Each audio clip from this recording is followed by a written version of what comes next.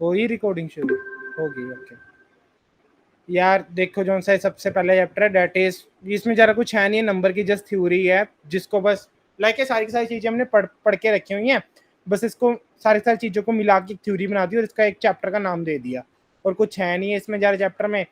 Like इसमें बस हमने एरर्स वगैरह देखने, लाइक जैसे हमने फिजिक्स में सबसे पहले चैप्टर नहीं किया था यूनिट्स एंड मेजरमेंट, वैसे ही है जस्ट लाइक है, इसमें हम एरर्स वगैरह पढ़ते कि एरर्स क्या होते हैं, कैसे निकलते हैं एरर्स, बस यही है चैप्टर में और कुछ नहीं है पहले वाले चैप्टर में। तो पहले वाले चैप्टर में बस एक ये नोटेशन सी होती है कि लाइक 0 पॉइंट कुछ वाली ना, 0.7984 इंटू 10⁻⁴ इज 4 लिख दिया। तो ये 7894 को लिखा है मैंने in terms of scientific notation, इसको हम एंटीसा बोल देते हैं, ये हमारा एक्सपोनेंट होता है। तो ये एक्सपोनेंट को ना बस हम एन ए में ई के थ्रू दिखा देते कि ई की पावर 4 है ये, और कुछ नहीं है इसके अंदर स्टार्टिंग में लाइक नंबर को रिप्रेजेंट करने में। ओके तो फिर इसके बाद इसमें अब नंबर्स जब हम ना कोई भी वैल्यू निकालते हैं, लाइक कोई भी हम चीज करते हैं तो उनमें एरर्स आते हैं। तो दो तरह के एरर्स होते हैं, एक एब्सोल्यूट एरर होता है और एक रिलेटिव एरर होता है। एक्स होता है हमारी एग्जैक्ट वैल्यू क्या है, और एफ एल हमारी अप्रोक्सीमेट वैल्यू कितनी आई है। एग्जैक्ट वैल्यू का मतलब लाइक जैसे मैंने एक्स की वैल्यू एक्स की एग्जैक्ट वैल्यू निकाली तो दैट इज 5 पॉइंट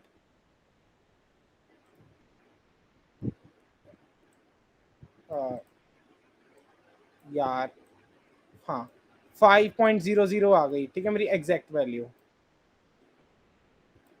तो मेरी एग्जैक्ट वैल्यू 5.00 है। तो लेकिन मेरी जो सी मान लो एफ एल ऑफ एक्स यानी कि जो सी कैलकुलेशन के बाद मेरी आई वैल्यू दैट इज 4.98, ठीक है।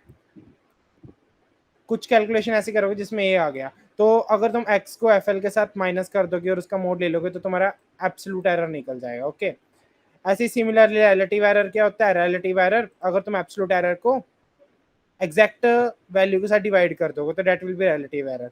रिलेटिव एरर परसेंटेज में करने के लिए तुम्हें बस इसे 100 से मल्टीप्लाई करना होगा, तो 100 से मल्टीप्लाई करोगे तो तुम्हारा रिलेटिव एरर परसेंटेज में आ जाएगा।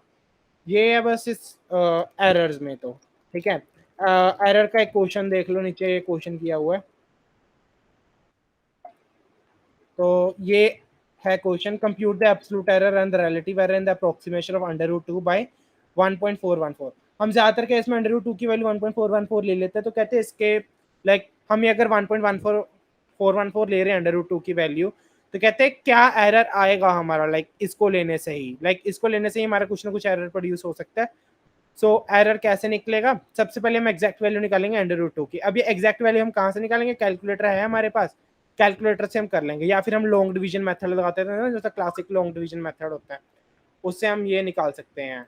ठीक है लाइक 2 का अंडर रूट निकाल लेंगे, तो वहां से निकाल के हम फिर उसे कंपेयर करेंगे 1.414 से कि लाइक कि उसमें एब्सोल्यूट एरर कितना, एब्सोल्यूट एरर इतना आ जाएगा। रिलेटिव एरर एब्सोल्यूट एरर को √2 से डिवाइड कर दो, यानी कि 1.414 से डिवाइड कर दो, परसेंटेज में कैलकुलेट कर लो तो nearly 0 point I remember ma'am ने 0.04 कुछ लिखा था कि लाइक इतना एरर आ जाता है हमारा परसेंटेज में, परसेंटेज एब्सोल्यूट एरर इतना आता है कि लाइक अगर हम इसकी वैल्यू 1.414 लेके चलते हैं √2 की। ओके तो ये था एरर्स में। अब एरर्स में ही एक क्वेश्चन है, find the largest interval in which F L of x must be lie in approximate pi with the relative error at most (-5) for each value of x. अब मान लो हम एक्स की value लगा लो, हमने ना पाई की वैल्यू कैलकुलेट करनी है, तो कहते हैं लार्जेस्ट इंटरवल बताओ जिसमें हमारा एट ज्यादा से ज्यादा एरर 10⁻⁵ आना चाहिए, मैक्सिमम एरर हमारा 10⁻⁵ आना चाहिए। तो हमने एक इंटरवल बताने जिसके बीच में जैसे हमारा मैक्सिमम एरर है दैट शुड बी 10⁻⁵, ऐसा इंटरवल बताने जिसके बीच में हमारा एरर 10⁻⁵ आए। सो वो इंटरवल निकालने के लिए हम क्या करेंगे, सबसे पहले अपने पाई की एग्जैक्ट वैल्यू निकाल लेंगे, दैट विल बी दिस। ठीक है कैलकुलेटर पे तुम देख लेना पाई की वैल्यू एग्जैक्टली इतनी आ जाएगी। अब अगर हमने एग्जैक्ट वैल्यू निकालनी है यानी कि हमने सबसे पहले इसकी लोएस्ट और हाईएस्ट वैल्यू निकालनी पड़ेगी कि 10⁻⁵ के साथ पाई की हाईएस्ट वैल्यू और लोएस्ट वैल्यू कितनी हो सकती है 10⁻⁵ के साथ। हमने एरर निकालना है कि इसके अंदर कितना एरर आ सकता है 10⁻⁵ का, लाइक मैंने एब्सोल्यूट एरर निकाला, सो दैट विल बी 10⁻⁵। इसके इसमें तुम देखोगे 10⁻³ एरर आया है ना, देखोगे अगर तुम, तो हमने इसके अंदर देखना है कि लाइक ये जो सा एरर है ये 10⁻⁻5 होना चाहिए एट मोस्ट, कम हो सकता है लेकिन इससे ज्यादा नहीं होना चाहिए हमारा error. So in that case मुझे एफ एल ऑफ एक्स की वैल्यू चाहिए। एफ एल ऑफ एक्स की वैल्यू कैसे निकलेगी, सिंस हमें रिलेटिव एरर दिया वो 10⁻⁻5 से कम है, तो फिर मैं रिलेटिव एरर का फॉर्मूला लगा दूंगा, ये वाला x minus F L of X divided bye mod of x. तो इसको लगाने के बाद हमारे पास क्या आएगा, हमारे पास आ जाएगा x माइनस, ये ऐसा मैंने फॉर्मूला लगा दिया यहाँ पर, और अब यहाँ पर x की जगह मैंने पाई रख दिया, ठीक है, because pi is my exact value, की एग्जैक्ट वैल्यू मेरी पाई है, तो फिर पाई रख दिया और फिर यहाँ से मैंने एफ एल ऑफ एक्स की वैल्यू निकाली, तो एफ एल ऑफ एक्स की वैल्यू ये आ जाएगी। ओके, किसकी maximum value pi plus pi into 10⁻⁻5 होगा। यहाँ पर मैम ने बोला था बच्चे ये गड़बड़ करते हैं कि इस पाई प्लस इसको ना 2 पाई इंटू 10⁻⁻5 लिख देते हैं, जो गलत है, बिकॉज अगर मैं यहाँ से पाई को कॉमन लूंगा तो दैट विल बी 1 प्लस 10⁻⁻5, है ना। तो ये हमारा ये चीज होती है, नॉट लाइक कि ये पाई प्लस पाई 2 पाई हो गया, ये ब्रैकेट्स में नहीं है। अगर हम बोर्ड मास लगाएंगे तो ये नंबर इकट्ठा ही है, पाई इंटू 10⁻⁻5। ओके, तो ये पाई ये हमारे पास आ जाएगा लाइक आफ्टर सॉल्विंग दिस। अगर तुम देखोगे कि पाई को उधर भेज दिया, मल्टीप्लाई कर दिया, फिर इसको सॉल्व कर दिया बाय ट्रेडिशनल रिलेशनल फंक्शन में जो हमने पढ़ा था, तो हमारे पास एक इंटरवल आ जाएगा एफ एल ऑफ एक्स का, that will be pi minus pi into 10⁻⁻5 comma pi plus pi into 10⁻⁻5। तो ये मैंने कॉमन ले लिया पाई की और यहाँ पर वैल्यू सब्स्टिट्यूट कर दी पाई की, जो मैंने पीछे निकाली थी एग्जैक्टली, है ना। ये एग्जैक्ट वैल्यू पाई की कैलकुलेटर से इतनी आई थी, तो ये मैंने यहाँ पर सब्स्टिट्यूट कर दी और ये हमारा एग्जैक्ट इंटरवल आ गया कि इस इंटरवल के बीच में हमारा जो सा मैक्सिमम एरर बाउंड है 10⁻⁻5 का होएगा, ठीक है। यहाँ पर मैंने छोटा सा लिखा भी है कि लार्जेस्ट इंटरवल जिसमें मतलब कि हमें एरर मिल सकता है दैट विल बी एन यानी कि हमारी exact value into 1 minus tolerance value. ये हमारी टॉलरेंस वैल्यू है, 10⁻⁻5 थी ना हमारी टॉलरेंस वैल्यू, तो इस टॉलरेंस वैल्यू के साथ मैंने माइनस कर दिया और एक बार ऐड कर दिया। ओके, जब हम टॉलरेंस वैल्यू को और अच्छी तरह देखेंगे सेकंड चैप्टर में कि टॉलरेंस वैल्यू होती क्या, ठीक है। तो अभी के लिए तुम ये डायरेक्ट भी याद कर सकते हो लार्जेस्ट इंटरवल का, ये इसके ऊपर डायरेक्ट क्वेश्चन पूछा जा सकता था लाइक क्विज में, लेकिन पूछा नहीं। तो ये एफ एल ऑफ एक्स का ये हमारे पास एग्जैक्ट वैल्यू आ गई है। अब मैक्सिमम एरर, अब कुछ चीजें होती हैं दो, राउंडिंग एंड चॉपिंग नाम की। अब राउंडिंग और चॉपिंग तुमने पढ़ी हुई, राउंडिंग पढ़ी हुई, चॉपिंग बता देता हूँ, ठीक है। राउंडिंग में देख लो क्या होता है, वैसे ऊपर ऊपर से बता रहा हूँ कि अगर मैंने 0.487 को मैंने राउंड करना है अप टू 2 डिजिट्स, तो इसका मतलब ये है 2 डिजिट्स के बाद मैंने 2 डिजिट्स तक मुझे इसकी वैल्यू चाहिए, 2 सिग्निफिकेंट डिजिट्स तक। तो मेरी पहली सिग्निफिकेंट डिजिट 4 होगी, दूसरी 8 होगी, तो यानी कि मुझे 7 की जरूरत नहीं है। अब इस 7 के साथ मैं दो काम कर सकता हूँ, तो इस 7 को ऐसे ही एग्जैक्ट ऐसे ही हटा दूं, मैं डायरेक्ट लिख दूं 0.48, ठीक है। तो ये जो 0.48 मैं डायरेक्ट लिख रहा हूँ इसे हम चॉपिंग बोलते हैं, ठीक है। ये जो 0.48 मैं डायरेक्ट लिख रहा हूँ इसे बोलते हैं हम चॉपिंग, की हमने पीछे वाले नंबर सारे के सारे हटा दिए। अब राउंडिंग में क्या करते हैं हम, ये जो 7 है इसको देखें कि ये 5 से बड़ा है या नहीं है, जो हम करते थे लाइक पहले से ही। अगर ये 5 से बड़ा है तो हम आगे वाले नंबर को इंक्रीज कर देंगे, तो यहाँ पर हमारी वैल्यू 0.49 आ जाएगी, और जैसे हमारी 0.49 वैल्यू आई है, this is known as rounding. Okay, ये हमारी राउंडिंग है और ये ऊपर वाली चॉपिंग है। ओके, तो ये राउंडिंग और चॉपिंग होती है। तो कहते हैं राउंड, अब सिंस हम राउंडिंग और चॉपिंग कर रहे हैं तो इससे भी कुछ ना कुछ एरर प्रोड्यूस होएगा। अब राउंडिंग और चॉपिंग से क्या क्या एरर प्रोड्यूस होएगा वो हम देख लेते हैं, लाइक कितना एरर प्रोड्यूस होता है राउंडिंग और चॉपिंग से। इसकी डेरिवेशन मैंने यहाँ पर पीडीएफ में नहीं डाली, बिकॉज तुम वो मैम की वहां पर देख सकते हो कि लाइक डेरिवेशन में स्लाइड्स में कि कैसे आया। देखो, अगर हम नंबर की राउंडिंग करते हैं तो हमारा maximum error 10⁻1 minus n divided by 2 होएगा। अब n क्या है यहाँ पर कि हमने कितने सिग्निफिकेंट डिजिट्स तक राउंडिंग की है, ठीक है। तो हमारा इतना एरर आएगा with the help of like ये क्या कहते हैं, with the help of rounding, कि मैक्सिमम एरर इतना आ सकता है, मिनिमम एरर हमें पता नहीं। हम इससे बस मैक्सिमम एरर पता कर सकते हैं कि मैक्सिमम एरर इतना आएगा। तो ये राउंडिंग में हमारा मैक्सिमम एरर 10⁻⁻1 की power 10⁻1 minus n divided by 2 होता है, और in case of chopping that is 10⁻⁻n 10⁻1 minus n। ये मैंने नीचे लाइक पीडीएफ में दिख नहीं रहा, लेकिन 10⁻1 माइनस n लिखा है मैंने यार, ठीक है। ऊपर मैंने लिख दिया था लाइक ऊपर लिखा हुआ है मैंने, ये मैंने टेस्ट से पहले लिख दिया था ऊपर मोटे मोटे पॉइंट्स। 10⁻1 माइनस एन आ जाता है इन केस ऑफ चोपिंग। क्योंकि तुम खुद सोचो, लाइक अगर हम राउंडिंग कर रहे हैं तो राउंडिंग का ज्यादा बेनिफिट है एज कम्पेयर टू चोपिंग। ठीक है, अगर क्वेश्चन में भी आ जाए कि लाइक तुमने कोई चीज, अगर तुमने सॉल्व कर रहा है अपने नंबर को छोटा करना है, अगर वहां पर स्पेशली लिखा है कि चोपिंग करनी है तो तुम चोपिंग करोगे, नहीं तो बाय डिफॉल्ट तुमने राउंडिंग ही करनी है इन द क्वेश्चन, कि अगर 2 सिग्निफिकेंट डिजिट तक हमें बोल दे कि हाँ छोटा करना है तो हमने बाय डिफॉल्ट चॉपिंग ही करनी है, और सॉरी राउंडिंग करनी है, चॉपिंग हमने नहीं करनी। मैक्सिमम एरर बाउंड राउंडिंग का मैंने बता दिया, और ये चॉपिंग का 10⁻1 माइनस एन होता है। ठीक है, अब ये क्या है, अब ये है लाइक कि अब ये ना दो चीजें मैम ने करके दिखाई थी कि लाइक हमारे पास ना एक equation F of X is equal to A X cube plus B X square plus C X plus जी, हमारे पास एक इक्वेशन है। तो लाइक इस टाइप की इक्वेशन से हम लाइक दो तरीके इस इक्वेशन को सॉल्व करने के। ठीक है, एक है 3 डिजिट अरिथमेटिक डायरेक्टली, कि डायरेक्टली वैल्यू डाल दो। तो मेरे पास एक फंक्शन लिखा हुआ था, वो फंक्शन तुम स्लाइड्स में से देख लेना कि क्या था, ये जस्ट मैंने उठा लिया तुम्हें बताने के लिए। तो दैट मैं ऐसे बता देता हूँ जल्दी जल्दी। वो फंक्शन आया था 1.5 plus 3.2x minus 6.1 x square plus 4x cube. ठीक है, यहाँ पर x क्यूब था, यहाँ पर x स्क्वायर था, यहाँ पर x था। तो कहते हैं अगर मैं इसके अंदर डायरेक्ट वैल्यू डालूंगा तो मेरी x1 की वैल्यू माइनस 13.4 आई थी with the help of rounding. हम 3 डिजिट अरिथमेटिक करें, यानी कि हमने बस थ्री डिजिट तक ही रखना, अपने 3 सिग्निफिकेंट वैल्यूज तक रखना है। तो 3 सिग्निफिकेंट वैल्यूज लगा लो ना, लाइक इसको मल्टीप्लाई करूंगा तो मेरे पास 2 डिजिट 4 सिग्निफिकेंट वैल्यूज आ जाएंगी। तो यहाँ पर मैम ने राउंडिंग करके वैल्यू लिख दी थी डायरेक्ट। ओके, तो हमने यहाँ पेपर में राउंडिंग करके लिखनी है डायरेक्ट। तो यहाँ पर अगर हम राउंडिंग करके लिखेंगे तो हमारे पास इतना आ जाएगा, और राउंडिंग करके हमारे पास x1 की वैल्यू 13.4 आ गई बाय डायरेक्टली, कि अगर हम डायरेक्ट वैल्यू डाल रहे हैं इसके पीछे बोर्ड मास फॉलो कर रहे हैं डायरेक्ट।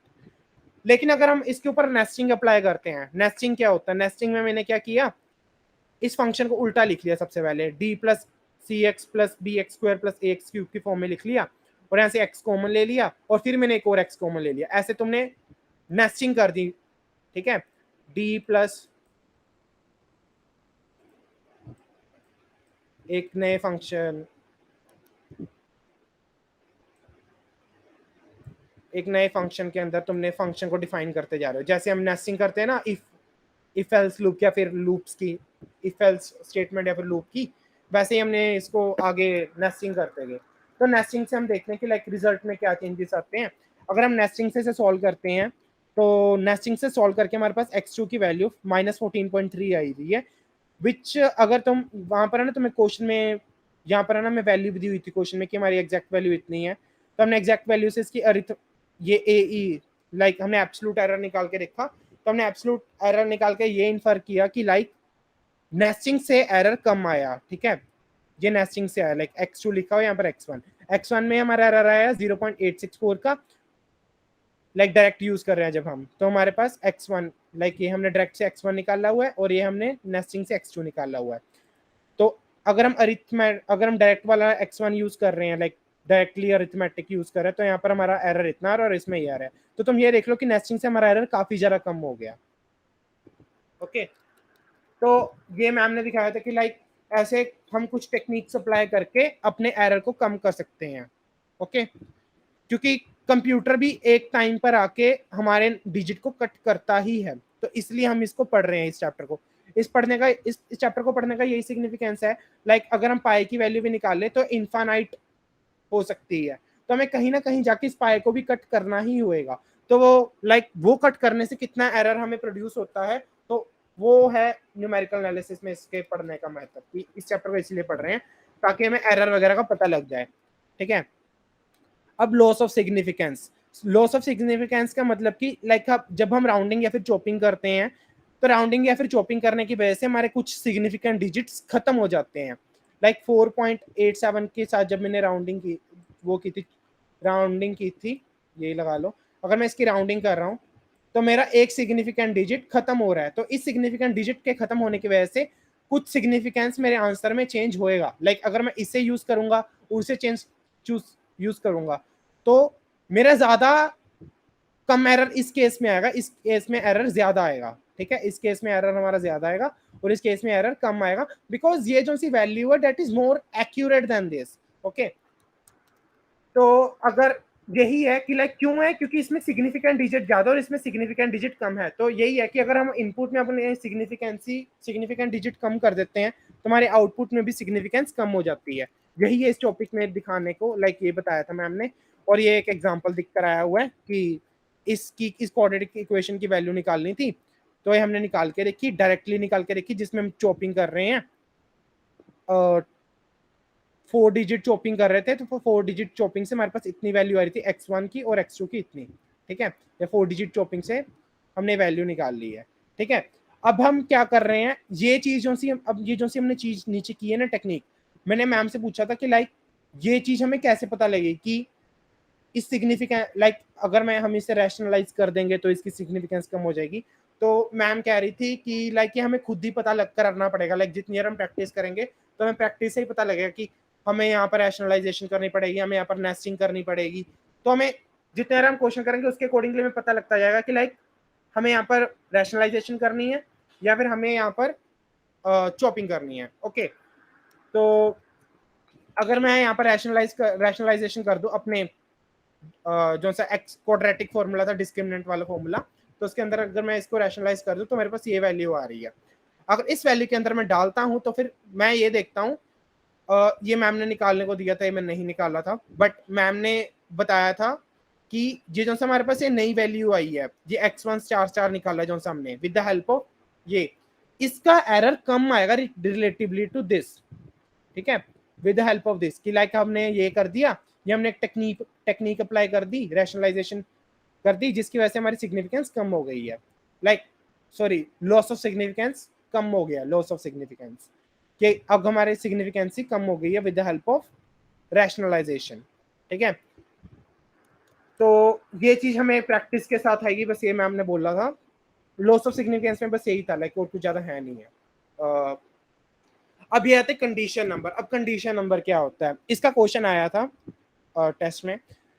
कंडीशन नंबर में सबसे पहले बात करते हैं वेल कंडीशन फंक्शन कौन से होते हैं। पहले कंडीशन नंबर देखो, वेल कंडीशन फंक्शंस वो फंक्शंस होते हैं, लाइक अगर मैंने इस एफ ऑफ एक्स में ये लगा लो एक एफ ऑफ एक्स है, ठीक है, एक्स प्लस 4, अगर इसके अंदर मैं एक बहुत छोटी वैल्यू डाल दूं 0.10⁻⁻4 डाल दूं वैल्यू, तो मैं इसको नियरली 4 लिख सकता हूं, कि ज्यादा फर्क तो पड़ना नहीं, 4.00001 आ जाएगा वैल्यू, तो उसको मैं नियरली 4 ही लिख दूंगा।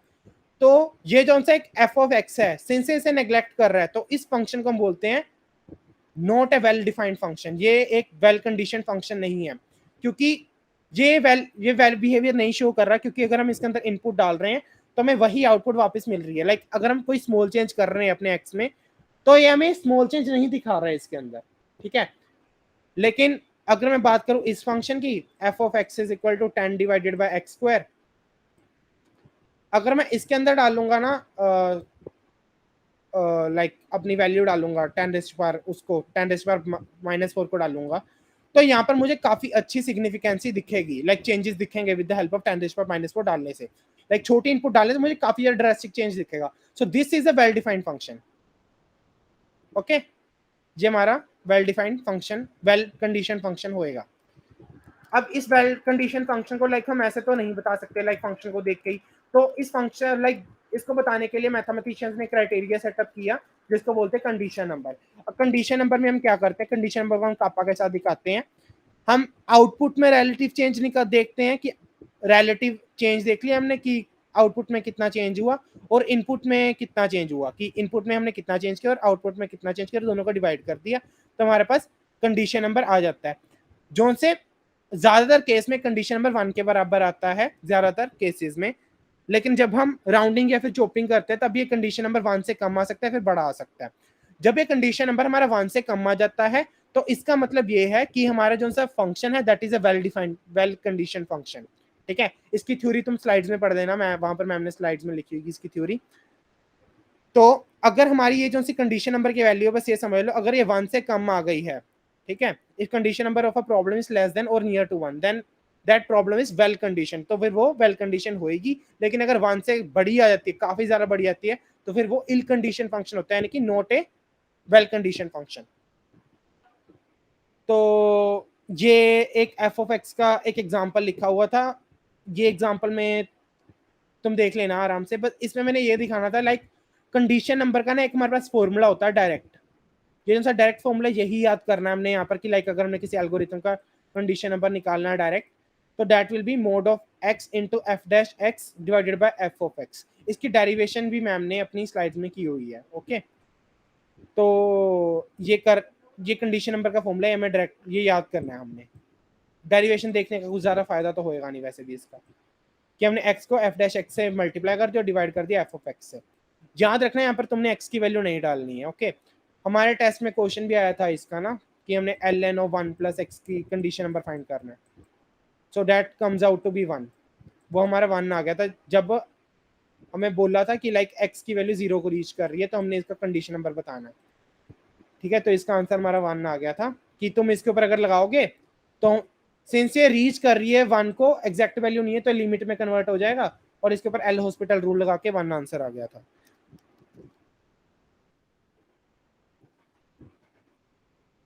ये हो गया कंडीशन। ये क्वेश्चन डाल दिया मैंने यहाँ पर, लाइक ये मैंने ये बता दूं पहले ये क्या लिखा है, इससे बोलते हैं हम algorithm of a function. Like अब हमने ना कुछ लाइक हमने इस फंक्शन को कैलकुलेट करना है, ठीक है, तो इस फंक्शन को कैलकुलेट करने के लिए हमें कुछ एल्गोरिथम लिखनी पड़ेगी, लाइक एक प्रोग्राम लिखना पड़ेगा।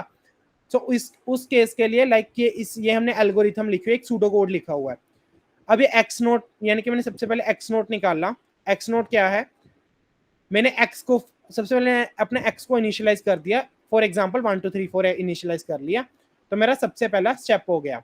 सेकंड स्टेप में मैंने क्या कर दिया, इस एक्स के अंदर, यानी कि जो अब ये जो सा एक्स आया इसको मैंने एक्स नोट के अंदर स्टोर करवा लिया।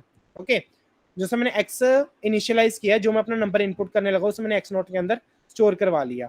अब इस एक्स नोट के साथ मैं क्या करूंगा, इस एक्स नोट में मैंने 1 ऐड कर दिया। अब जब मैं इस एक्स नोट में 1 ऐड करूंगा तो फिर इसको मैंने स्टोर करवा लिया x1 नाम के वेरिएबल में। अब मैंने इस x1 नाम के वेरिएबल का अंडर रूट ले लिया, यानी कि मैं under root of X naught plus 1 calculate कर रहा हूँ, और इसकी वैल्यू मैंने x2 में स्टोर करवा ली। ये मेरा सेकंड हो गया, थर्ड स्टेप हो गया। अब ये मेरे पास जो सा x3 है, इसमें मैंने क्या किया, जो सा मेरे पास x नोट था इसका अंडर रूट ले लिया, बिकॉज अब मुझे अंडर रूट x भी कैलकुलेट करना है, तो ये इसकी मैंने वैल्यू x3 में कर दी। और फिर मैंने फाइनली क्या किया, मैंने x2 में से x3 माइनस कर दिया और इसको x4 में स्टोर करवा दिया। x4 में स्टोर करवाने के बाद मेरे ये फंक्शन कंप्लीट हो गया, कि ये मेरा सारा का सारा एल्गोरिथम बन गई है। So this is how we create an algorithm. और इस एल्गोरिथम के एक एक स्टेप का कंडीशन नंबर मैंने नीचे निकाला हुआ है, देख लेना। ओके, वही फॉर्मूला लगाया हुआ x into F note of x बता दिया था मैंने। ओके, कोई प्रॉब्लम इस चैप्टर में? चैप्टर खत्म हो गया पहले वाला।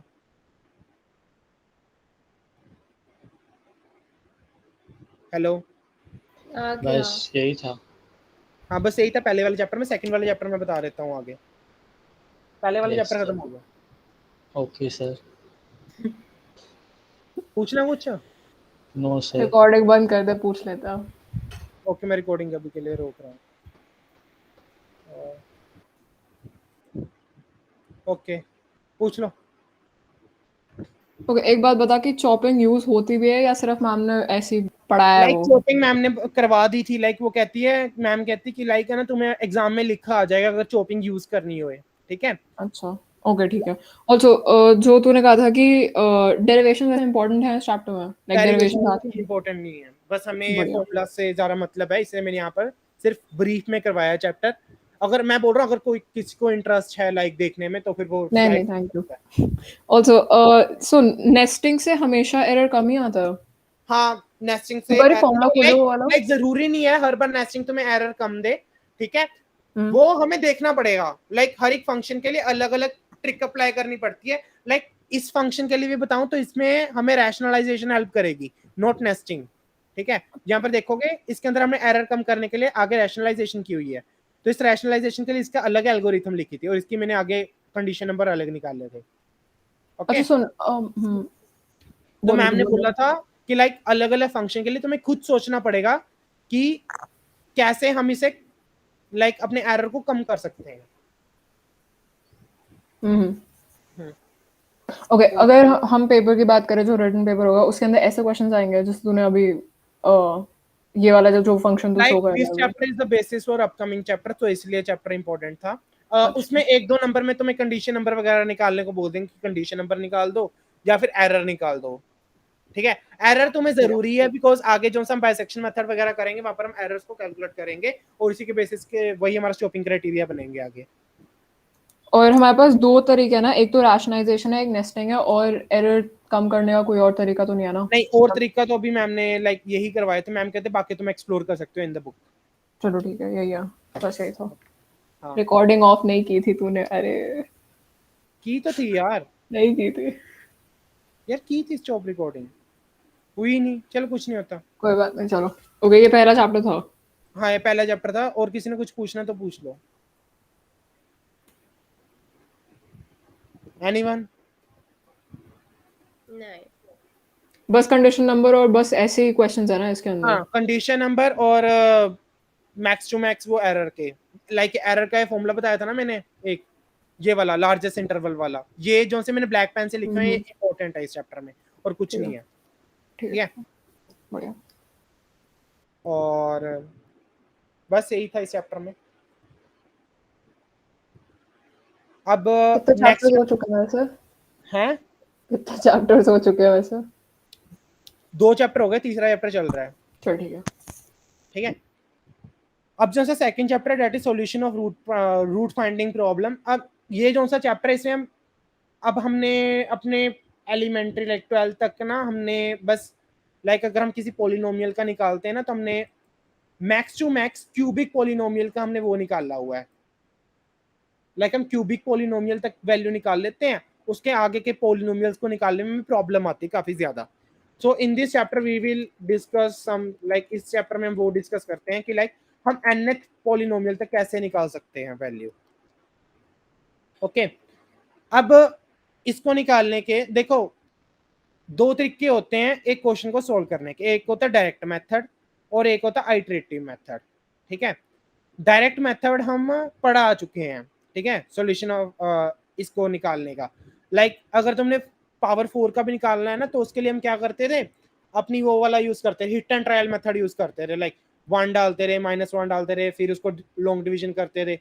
तो that is a direct method, और एक होता है आइटरेटिव मेथड। तो इस चैप्टर में हम सिर्फ और सिर्फ आइटरेटिव मेथड डिस्कस करते हैं, और इन आइटरेटिव मेथड में से कौन सा बेस्ट है उसके अकॉर्डिंगली हम कन्वर्जेंस वगैरह निकालते हैं। ठीक है, तो इस चैप्टर में बस हमने आइटरेटिव मेथड डिस्कस कर रहे हैं, जिसमें हमारे पास डिफरेंट डिफरेंट टाइप के आइटरेटिव मेथड्स हैं। तो हमारे पास 4 आइटरेटिव मेथड्स हैं, एक है बाइसेक्शन मेथड, एक है फिक्स पॉइंट आइटरेशन, एक है न्यूटन मेथड और एक है सेकंड मेथड। इनमें से सबसे आसान है न्यूटन मेथड, बाइसेक्शन मेथड। ठीक है, सेकंड मेथड भी ठीक ठाक ही है, लाइक इतना मुश्किल नहीं है। सबसे मुश्किल है फिक्स पॉइंट आइटरेशन। ठीक है, इसका मैं एंड में डिस्कस करूंगा, पहले 3 मेथड डिस्कस कर दूंगा मैं, इसको एंड में करते हैं। ओके, सो अब इन चारों मेथड्स को करने के लिए हमें सबसे पहले एक आईवीटी थ्योरम पढ़नी पड़ेगी, इंटरमीडिएट वैल्यू थ्योरम। अब एक सिंपल सी बात है, इंटरवैल्यूएट इस थ्योरम को समझाने के लिए मैं ये चीज करूंगा, लाइक यहां पर लगा लो मेरे पास एक एफ ऑफ एक्स फंक्शन है। अब इस एफ ऑफ एक्स की वैल्यू मान लो 0 आ रही है, ठीक है, फॉर सम नंबर पी। इस पी नंबर के लिए इसकी वैल्यू क्या आ रही है, 0 आ रही है एफ ऑफ एक्स की, एफ ऑफ पी की वैल्यू 0 आ रही है फॉर दिस। अब ये तुम्हारी कॉमन सेंस है, अगर मैं पी से छोटा नंबर ले लूंगा, अगर मैं पी से छोटा नंबर ले लूंगा तो मेरे एफ ऑफ, मान लो मैंने क्यू नंबर ले लिया, छोटा नंबर ले लिया पी से।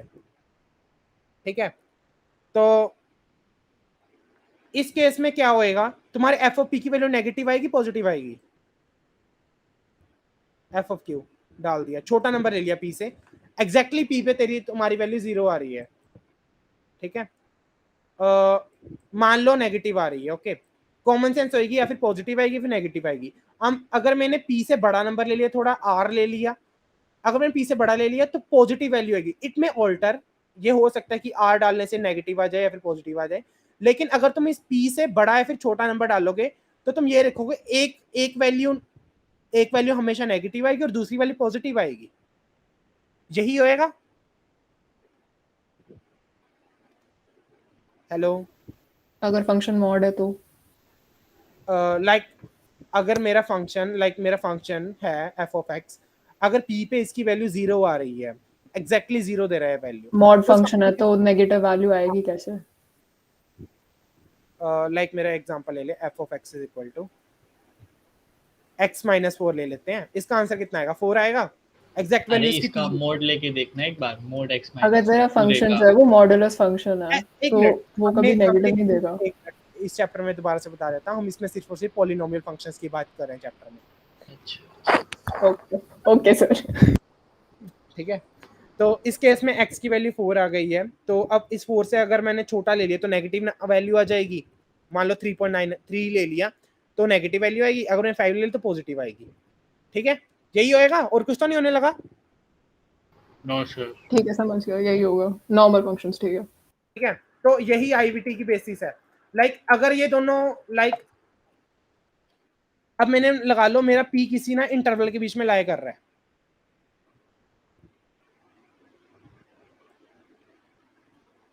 मेरे पास एक लाइन है और इसके बीच में ये पी लाई कर रहा है। अब ये पी किसी ना किसी इंटरवल के बीच में लाई कर रहा होगा।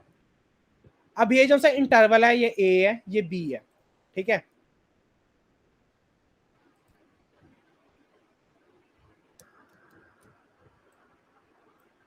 अब ये ए है और ये बी है। अब ये ए और बी, सिंस पी से ये पी से छोटा ए और ये बी है, अगर मैं यहाँ पर एफ ऑफ ए की वैल्यू निकाल लूं और यहाँ पर एफ ऑफ बी की वैल्यू निकाल लूं,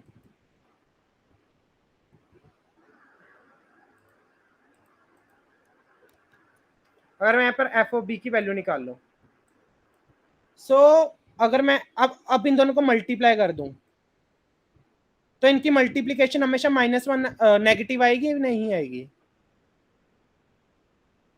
बिकॉज एक पॉजिटिव होएगा एक नेगेटिव होएगा, अगर मैं पॉजिटिव को नेगेटिव के साथ मल्टीप्लाई करूं तो हमेशा नेगेटिव आएगी।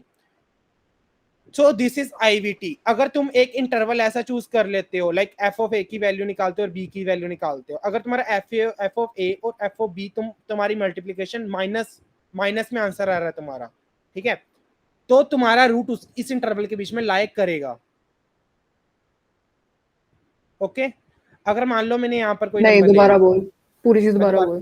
दोबारा से बोल रहा हूँ, अगर मैंने एफ ऑफ ए के ऊपर वैल्यू निकाली, एफ ऑफ ए की वैल्यू निकाल ली और एफ ऑफ बी की वैल्यू निकाल ली, इन दोनों की मल्टीप्लीकेशन माइनस में आ गई, नेगेटिव आ गई, तो इसका मतलब ये है कि ए और बी के बीच में तुम्हारा एक रूट, एटलीस्ट एक रूट तो लाई कर ही रहा है। ये आईवीटी बोलती है कि मैंने इन दो एक्सट्रीम पॉइंट्स के ऊपर वैल्यू निकाली फंक्शन की, और इन दोनों एक्सट्रीम पॉइंट्स को मैंने कर दिया और इस वैल्यू, इन दोनों फंक्शन की वैल्यू को कर दिया मल्टीप्लाई, और ये आ गई नेगेटिव। तो इसका मतलब ये है कि ए और बी के बीच में तुम्हारा रूट लाई कर रहा है। ओके, मेरे को एक डाउट आ रहा है। हाँ पूछ। सपोजिंगली अगर हम एक क्वाड्रेटिक फंक्शन लेते हैं, ठीक है, और हम रुक जा, मैं देखो मैं काम करके मेरे को व्हाट्सएप। वो दूसरा डाउट बताता हूँ, वो बता रहा हूँ, वो मैंने बताना है। वो चीज तो ये बोल रही है अगर यहाँ पर दो रूट्स आ जाएं, हाँ अगर दो रूट्स आ जाएं तो मैं ये कह रही हूँ कि F A into F B negative ना भी हो तो। अच्छा, हाँ, तो आईवीटी फेल हो जाएगी, उसके लिए हमें अपना इंटरवल छोटा करना पड़ेगा। अच्छा, ये मैम से मैंने सेम डाउट पूछा था, तो मैम ने बोला उसके लिए हमें अपना इंटरवल लाइकवाइज छोटा करना पड़ेगा। क्यूबिक के लिए भी हो सकता है कि क्यूबिक में हमारा एक इंटरवल इस इंटरवल से बाहर ही आ जाए, तो इस केस में देखो अगर ये भी नेगेटिव हो गया, ये भी नेगेटिव हो गया, तो मल्टीप्लिकेशन तो हमारी वही आएगी ना, पॉजिटिव आ जाएगी। ठीक है, सो ये हो सकता है हमारे साथ। तो इस केस में हमें अपने इंटरवल को छोटा करना पड़ेगा। ओके, हम शुरू ही छोटे नंबर से करते हैं, लाइक हम 1 और 2 से ही इंटरवल से शुरू करते हैं, फिर हम इंटरवल को छोटा, लाइक अगर इसके बीच में नहीं लाया कर रहा तो हमें देखना पड़ेगा, या फिर हमें इंटरवल। तो ये कह रहा है कि जब मतलब एक ही रूट उनके बीच में होनी चाहिए तभी उनका वो नेगेटिव आएगा, और अगर पॉजिटिव आ रहा है तो हमें अपना इंटरवल छोटा करना पड़ेगा। हमें अपना इंटरवल छोटा है फिर बड़ा करना पड़ेगा अकॉर्डिंगली। ठीक है, अगर क्यूबिक है तो फिर, अगर क्यूबिक फंक्शन है, तुम ये देखो, अगर मैं क्यूबिक फंक्शन की बात करूं, तुम्हारे लगा लो 3 रूट्स आएंगे ना उस केस में। हाँ, एक क्यू हो गया, एक आर लगा लो, तो इस केस में देखो आईवीटी फेल नहीं होगी, तो इसलिए मैंने वर्ड एटलीस्ट बोल रहा था कि एटलीस्ट एक रूट लाया करेगा। क्योंकि अगर तुम यहाँ देखो, अगर यहाँ पर तुम्हारा नेगेटिव वैल्यू आई, यहाँ पर पॉजिटिव आएगी, यहाँ पर फिर से नेगेटिव आ गई, यहाँ पर पॉजिटिव आ गई, माइनस इंटू पॉजिटिव, माइनस आ गया। अगर आ गया नेगेटिव ना? आती है तो, अगर नेगेटिव नहीं आती है तो हम कुछ कह नहीं पाएंगे ना। अगर नेगेटिव नहीं आती तो उसके लिए हमें अपने या फिर इंटरवल को एक्सपेंड करना पड़ेगा हाँ कि बस छोटा, ठीक है ठीक है ठीक है ठीक है ठीक है, समझ ठीक है? गया, ठीक है। क्योंकि तुम ऐसे भी कर सकते हो, लाइक तुम्हारे साथ ऐसा भी हो सकता है कि तुम्हारा रूट यहाँ और तुम इंटरवल इसे ले रहे हो, ठीक ठीक है, है? ओके, कंटिन्यू तो सर। इसके अकॉर्डिंगली तुम्हें अपने इंटरवल को बड़ा छोटा करना पड़ेगा। ओके, सो ये है आईवीटी। आईवीटी में किसी को प्रॉब्लम, क्योंकि आईवीटी के बेसिस पे ही हम सारी की सारी ये मेथड कर पाएंगे। अब एक बाइसेक्शन बार मेथड, अच्छा ओके, हाँ हाँ, बोल बोल बोल। आईवीटी की एग्जैक्ट स्टेटमेंट क्या है, एक बार बोलियो। Let f of x be a continuous function on a and b, and f of a star f of b is less than equal to 0. Then there exists a number p such that a comma b, a p belongs to a comma b, such that f of p is equal to 0. ये exact statement लिखी हुई है मैंने यहाँ पर। ठीक है, बढ़िया, ठीक है, मेक सेंस। ओके, अब बाइसेक्शन मेथड, ये मेथड सबसे आसान मेथड है, ठीक है? आई कैन से मुझे पर्सनली सबसे आसान लगता है, लेकिन सबसे लंबा भी यही है, ठीक है? अब इस मेथड में, ये मेथड काफी आसान है। इस मेथड में बस सबसे पहले तुम्हें ना आईवीटी से अपना ये इंटरवल चूज करना पड़ेगा। ए और बी तुमने इंटरवल चूज कर लिया, फिर हम बाइसेक्शन मेथड लगाने के योग्य हो जाएंगे कि चलो अब हम बाइसेक्शन मेथड लगाते हैं।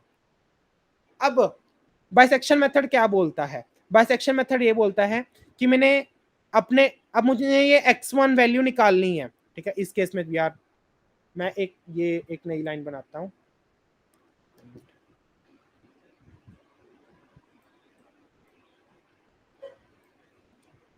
ये a है, ये b है, और ये तुम्हारा x1 रूट है। x1 नहीं बोल रहे हम इसे x स्टार बोल देते हैं। This is our exact root. Okay, ये हमारा एग्जैक्ट रूट है। तो ये हमारा एग्जैक्ट रूट, हमने एग्जैक्ट रूट फाइंड करना है। सो बाइसेक्शन मेथड क्या बोलता है? In order to find this exact root हम क्या करेंगे? ए को लेंगे, बी को लेंगे और इसको ऐड करके हाफ कर देंगे, यानी कि इसकी मिड पॉइंट निकाल लेंगे। ओके, मैंने ए को लिया, बी को लिया, दोनों को ऐड करके हाफ कर दिया, तो उससे हमारा इस इंटरवल का मिड पॉइंट आ जाएगा, ठीक है? मान लो ये सी आ गया तुम्हारे पास। अब सी आ गया तुम्हारे पास, तो इससे तुम क्या करोगे? अभी सी का क्या रोल है? जब तुम्हारे पास ये सी आ गया, तुम इस सी को x4 से माइनस करके देखोगे और देखोगे कि एरर कितना आ रहा है। कि तुम ये स्टॉपिंग क्राइटेरिया बाद में डिस्कस करेंगे कि रुकना कैसे है, लेकिन तुम सी और x4 के बीच में माइनस करोगे और माइनस करके देखोगे कि एरर कितना आ रहा है। ये मैंने क्या बोल दिया, वेट अ मिनट, सॉरी। हाँ, तुमने पहले x1 ले लिया, ओके, x1 ले लिया, तुम्हारा x1 आ गया, तुमने x4 निकालना है। ये तुम्हारे पास x1 नहीं, c आ गया। मैं यार कंफ्यूज हो रहा हूँ, मैं दोबारा से बता रहा हूँ। मैंने a plus B divided by 2 कर दिया तो मेरे पास c आ जाएगा। अब इस c को निकालने से तुमने क्या करना है? ये c तुमने निकालना ही पड़ेगा, हमेशा तुम्हें ये c निकालना ही पड़ेगा सबसे पहले। इसके बाद एक और आइट्रेशन निकालनी पड़ेगी, 2 आइट्रेशन मिनिमम है इस मेथड को करने के लिए। अब देखो, अगर तुम इसके ऊपर आईवीटी लगाओ, ए और सी के ऊपर, ए और सी के ऊपर अगर तुम आईवीटी लगाओ, तो तुम आईवीटी लगा के ये देखोगे कि तुम्हारा इंटरवल छोटा हो गया, क्योंकि अगर तुम सी और बी के बीच में आईवीटी लगाओगे तो तुम्हारी वैल्यू पॉजिटिव आ जाएगी, ठीक है? और पॉजिटिव आने से क्या हो जाएगा कि तुम्हारा इंटरवल, ये वाला तुम क्या कर दोगे? नेग्लेक्ट कर दोगे, बिकॉज इसकी वैल्यू अगर तुम निकाल लोगे सी और बी के ऊपर, अगर तुम आईवीटी लगाओगे, इसके ऊपर फंक्शन की वैल्यू निकालोगे सी के ऊपर और बी के ऊपर निकाल लोगे, तो दोनों की मल्टीप्लिकेशन करोगे तो तुम्हारे पॉजिटिव आंसर आ जाएगा, क्योंकि इसके बीच में तो रूट ही नहीं लाया कर रहा। समझ गया, इंटरवल छोटा हो गया। ठीक है, तो हमारा इंटरवल छोटा हो गया। ऐसे ही हम इसके ऊपर बाइसेक्शन मेथड फिर से लगा रहे हैं। अब मान ले ये आ गया हमारे पास डी, ओके, ये डी आ गया हमारे पास। अब ये डी, अभी इस डी को मैं सी के साथ माइनस करूंगा। मैंने सी को डी के साथ माइनस कर दिया और इसका मोड ले लिया, मैंने इन दोनों के बीच में एब्सोल्यूट एरर निकाल लिया। अब हमारे ना क्वेश्चन में हमें टॉलरेंस वैल्यू दी होगी कि हमने कितना मैक्सिमम एरर बाउंड रखना है, कि मान लो 10⁻⁻4 तक का एरर हम सह सकते हैं, इससे ज्यादा एरर हम नहीं सह सकते। अगर c माइनस जी 10⁻⁻4 से छोटा आ गया तो हम वहीं रुक जाएंगे और डी हमारा आंसर होएगा। ओके, मैंने सी को डी में से माइनस कर दिया और उसका मोड ले लिया, मेरा कुछ वैल्यू आ गई, मान लो 0.004 आ गई, ठीक है, एक और जीरो लगा देते हैं। So you can see this, ये जो सी वैल्यू है, ये वैल्यू 10⁻⁻⁴ से कम है। अगर ये 10⁻⁻⁴ से कम है सो इट मींस कि हम यहाँ पर रुक सकते हैं और डी हमारा वैल्यू आ जाएगी, क्योंकि तुम देखो जैसे जैसे हम बाइसेक्शन मेथड लगाई जा रहे हैं वैसे वैसे हमारा ये जो सा नंबर है ये हमारे एग्जैक्ट वैल्यू के पास नजदीक पहुंचता जाएगा।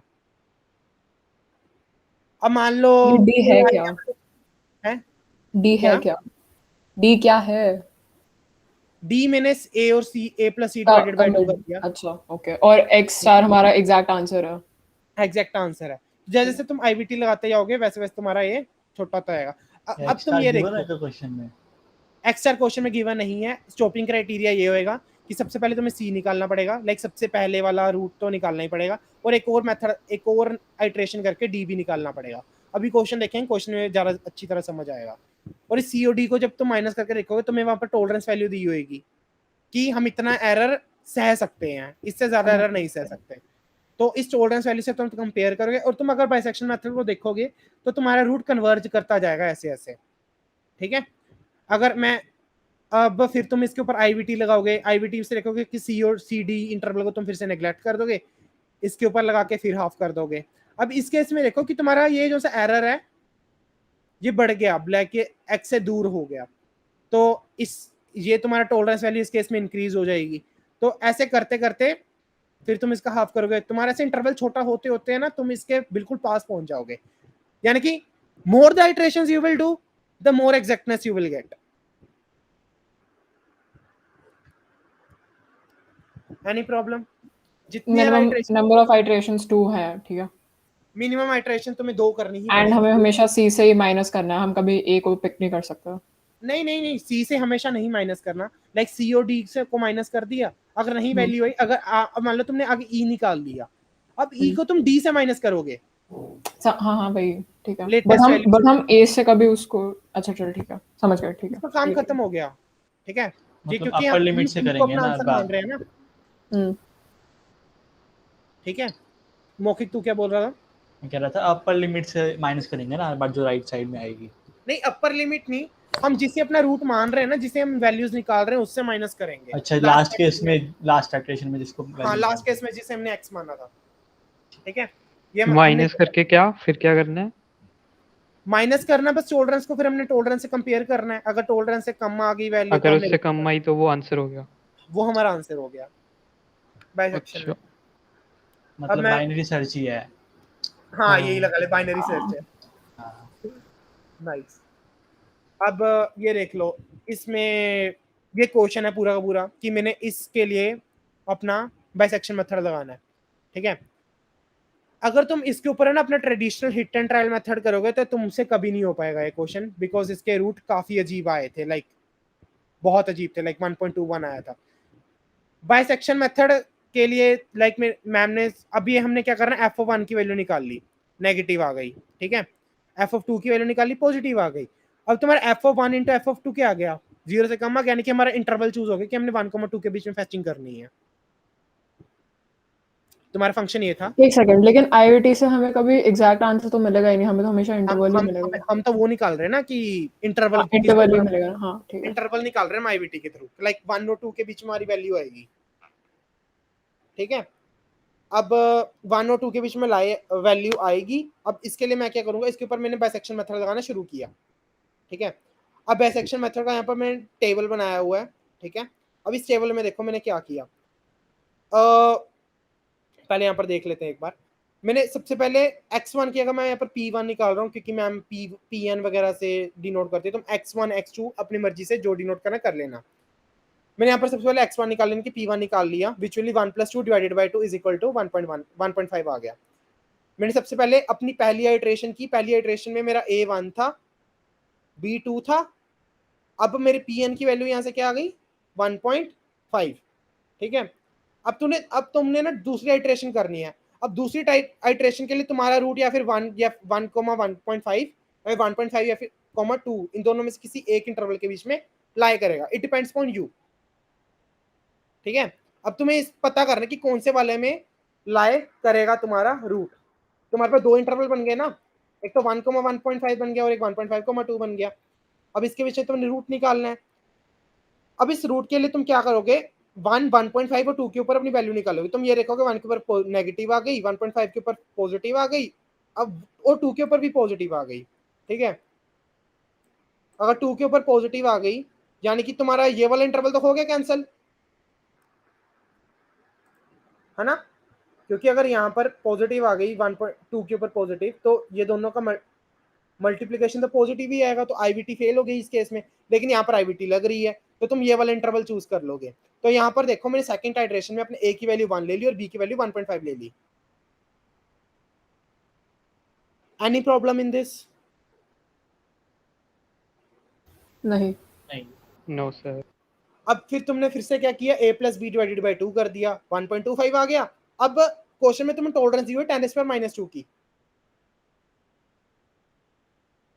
10⁻⁻2 की तुम्हें टॉलरेंस दी हुई है कि हम 10⁻⁻2 तक का एरर सह सकते हैं.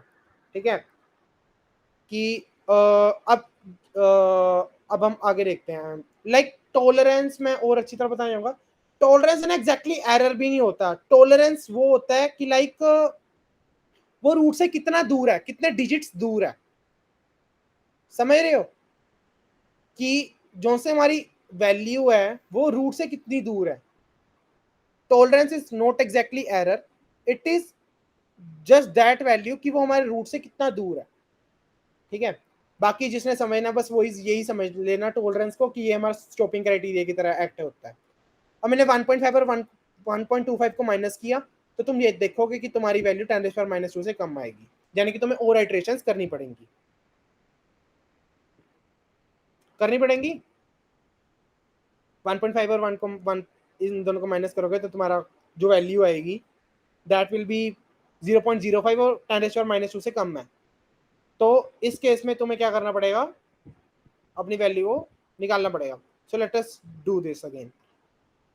अब यहाँ पर भी ये देखो मैं एफ ओ पी एन भी कैलकुलेट कर रहा हूँ. एफ ओ पी एन क्यों कैलकुलेट कर रहा हूँ, बिकॉज मैंने आईवीटी लगानी है. लाइक यहाँ पर मैं बार बार तो नहीं करने लगा. लाइक मुझे 1 और 2 के ऊपर वैल्यू पता है.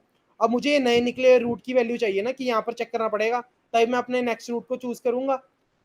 अब मैंने यहाँ पर 1.25 को देखा, 1.25 के ऊपर पॉजिटिव वैल्यू आ रही है. पॉजिटिव आ रही है, एक मिनट.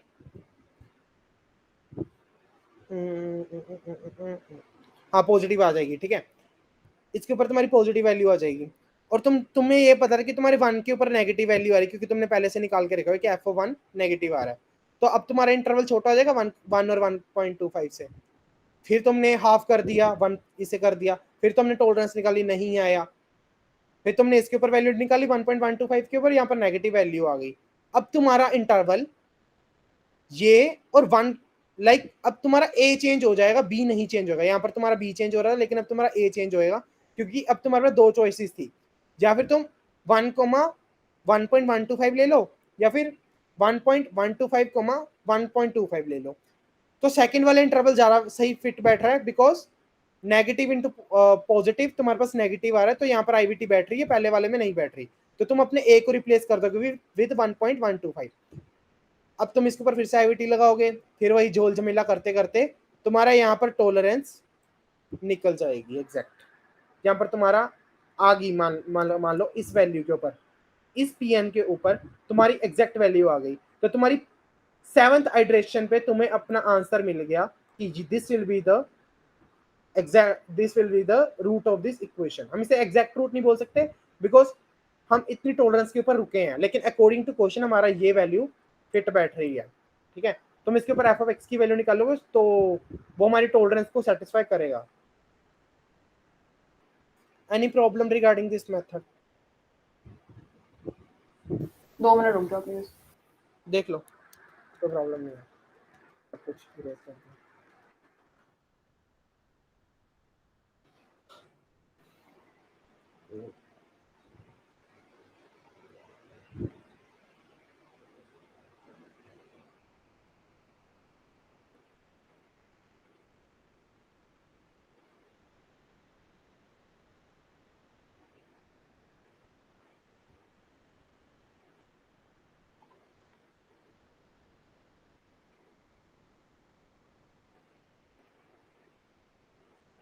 विशाल, आई थिंक तूने बीच में कहा था कि कहीं पे आईवीटी मतलब कहीं पे बेटर बैठ रही है, कि हमने कंटिन्यूअस वो नहीं लिए एलिमेंट्स।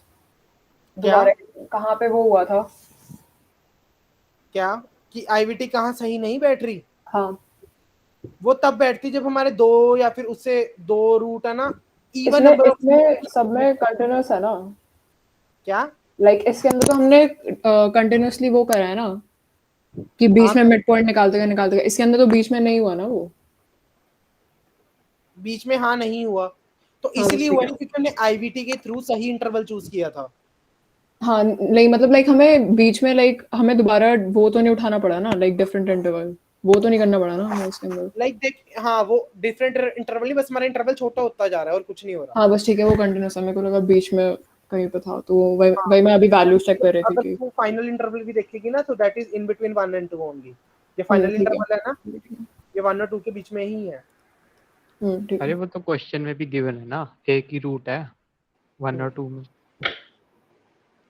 ठीक है, क्वेश्चन में भी बोल रहा होगा लाइक कि एक रूट होएगा। हाँ हैज नहीं, अ रूट इन। मैं कुछ और चेक कर रही थी। ठीक है, वो सही है। ठीक है, लाइक कंटिन्यू। अगर तुमने बाकी रूट निकालने पड़ेंगे ना, लाइक तुम्हारा यहाँ से बस एक ही रूट निकला है, सिंस क्यूबिक है तो इसके 3 रूट तो होंगे एग्जैक्टली तो बाकी रूट के लिए तुम्हें और आईवीटी और भी और 2 ऐसे इंटरवल होंगे।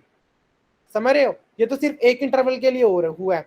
अब मान लो मेरे पास 3 रूट है ना इसके, 1 2 3, मैंने तो बस इस रूट के लिए किया, तो तुम्हें आगे एक और इंटरवल निकाल लेना कि इस इंटरवल पे है और इस इंटरवल पे है। बट मैम ने बोला हमसे सिर्फ एक ही रूट निकालने को बोला है कि उससे ज्यादा रूट नहीं निकालना, बिकॉज एक रूट ही इतना लंबा हो जाता है।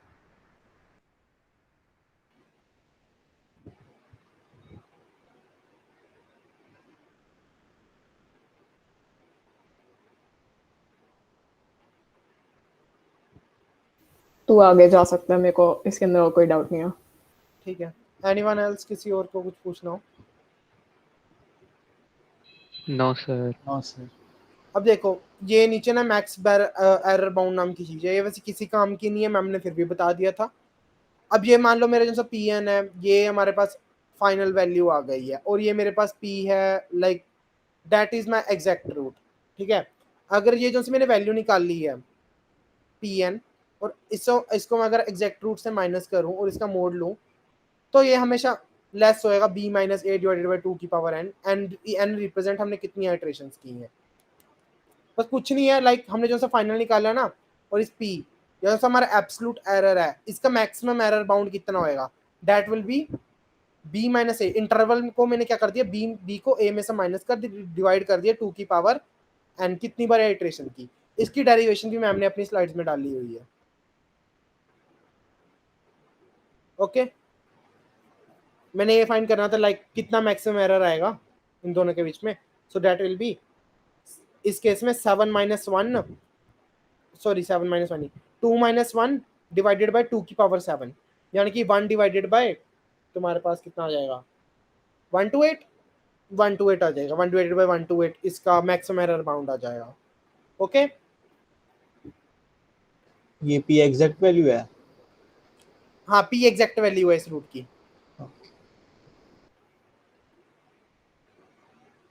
ये एग्जैक्ट वैल्यू हमें वो question देता है ना, क्या कहते हैं, कोड देता है, लाइक हम प्रोग्रामिंग के थ्रू ये एग्जैक्ट वैल्यू फाइंड कर सकते हैं ना, लाइक हम प्रोग्राम से तो जितनी मर्जी आइटरेशन तक भगवा लें।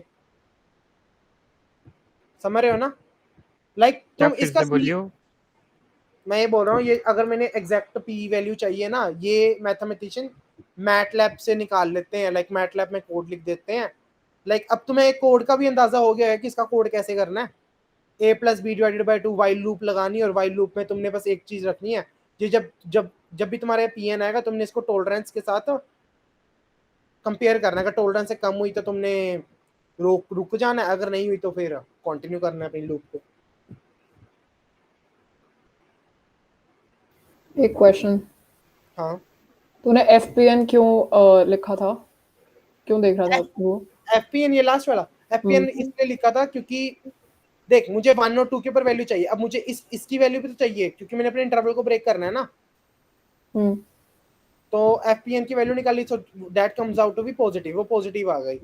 अब मुझे यहाँ से आसानी होगी ना टेबल के थ्रू कि अब मैंने आगे इंटरवल चूज करना है, ये नेगेटिव है ये पॉजिटिव है, ये पॉजिटिव, तो मैं देखूंगा माइनस इंटू प्लस, ये वाली कंडीशन सेटिस्फाई कर रही है, यानी कि मुझे बी को रिप्लेस करना है, तो यहाँ पर मैं बी रिप्लेस कर दूंगा, फिर मैं पी एन निकालूंगा। ओके, वो हम खुद भी देख सकते थे, बट अच्छा, लेकिन हाँ, हमें हर बारी लिखना जरूरी है लाइक ये? लाइक नो, देखो ठीक ये है। टेबल भी बनाना जरूरी नहीं है पेपर में, तो पेपर में तो बस तुम ऐसे भी दिखा सकते हो लाइक ये लाइनों के थ्रू, बट तुम्हारा ही काम ऐसे होएगा, ठीक है, तुम्हें ही मुश्किल आएगी बाद में ढूंढने को, ठीक है, टेबल से आसान रहता है काम थोड़ा।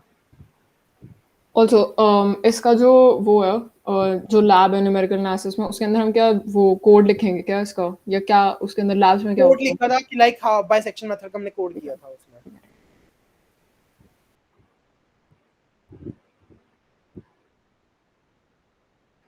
सर आप आगे बढ़ सकते हो। ओके, ये मेथड मैं बाद में डिस्कस करता हूँ, सबसे मुश्किल मेथड है इन सभी में से। यही है, ये आ गया Newton method. This is the most powerful method, और सबसे छोटा मेथड होता है सारों के सारों में से, ठीक है।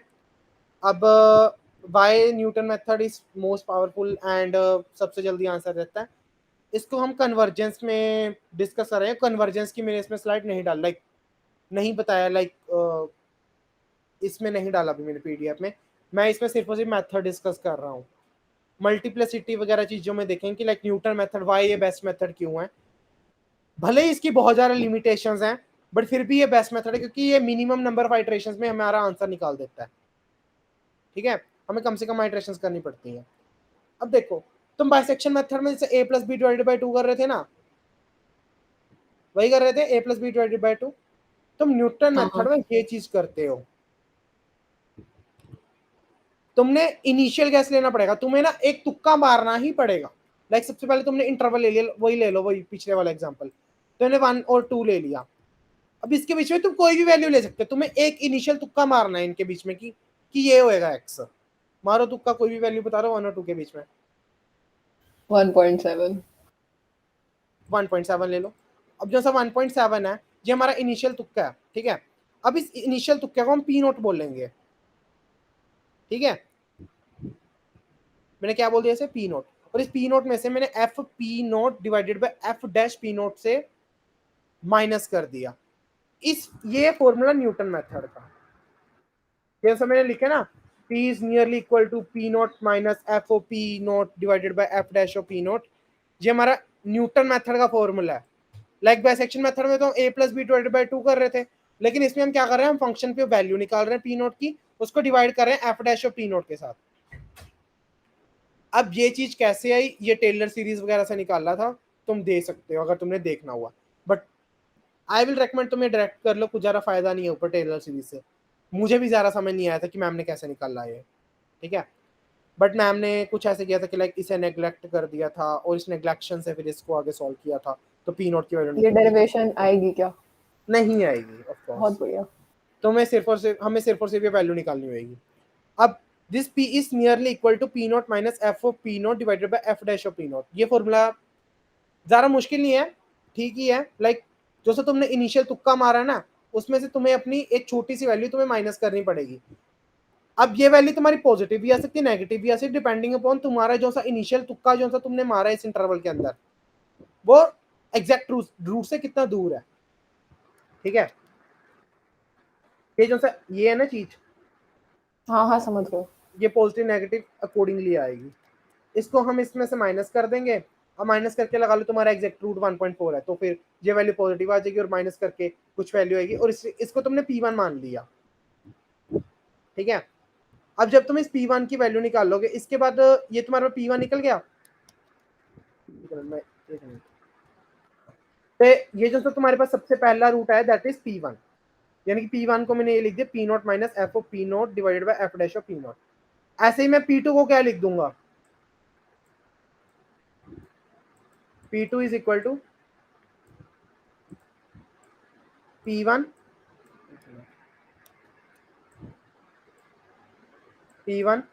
minus f of P1 divided by F dash of P1।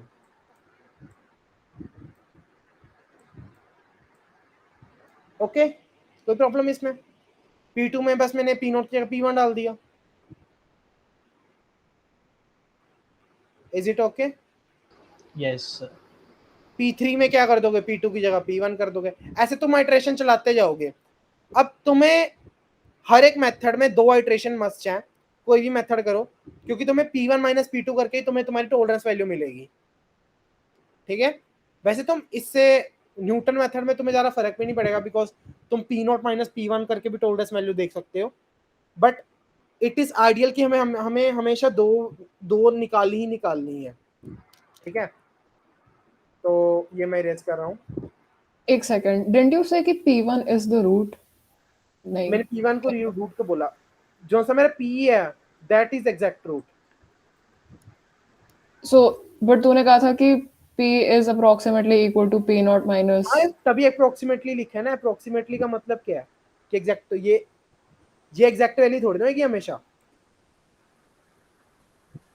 Okay, तो ये P1 हमने निकाला, तो उसके बाद फिर हम अच्छा ओके, फिर हम इसको अच्छा बार बार करते जाएंगे। इटरेशन करते जाएंगे और अपनी टॉलरेंस वैल्यू देखते जाएंगे कि P1 अच्छा, माइनस P0, ओके, और फिर जब वो कम हो जाएगी तो उसके बाद फिर रुक जाएंगे फिर रुक जाएंगे। यही सेम काम करना है। तो एक क्वेश्चन देख लो, इसका रूट निकालना था cos of x minus x is equal to 0। ठीक है, इस केस में मैंने f of 0 देखा, तो that is cos of 0 minus 0 that is 1, तो दैट इज पॉजिटिव आ गया। और पाई बाय 2 के ऊपर देखा तो नेगेटिव आ गया। तो ये भी, इसको भी हम इंटरवल के थ्रू ले सकते हैं, यहाँ हम 1 0 और 1 को भी ले सकते हैं। मैम ने बाद में 0 और 1 के थ्रू भी दिखाया था कि लाइक तुम्हारी आइट्रेशन डिपेंड करेगी तुम अपने इंटरवल पहले से ही कितना छोटा ले रहे हो।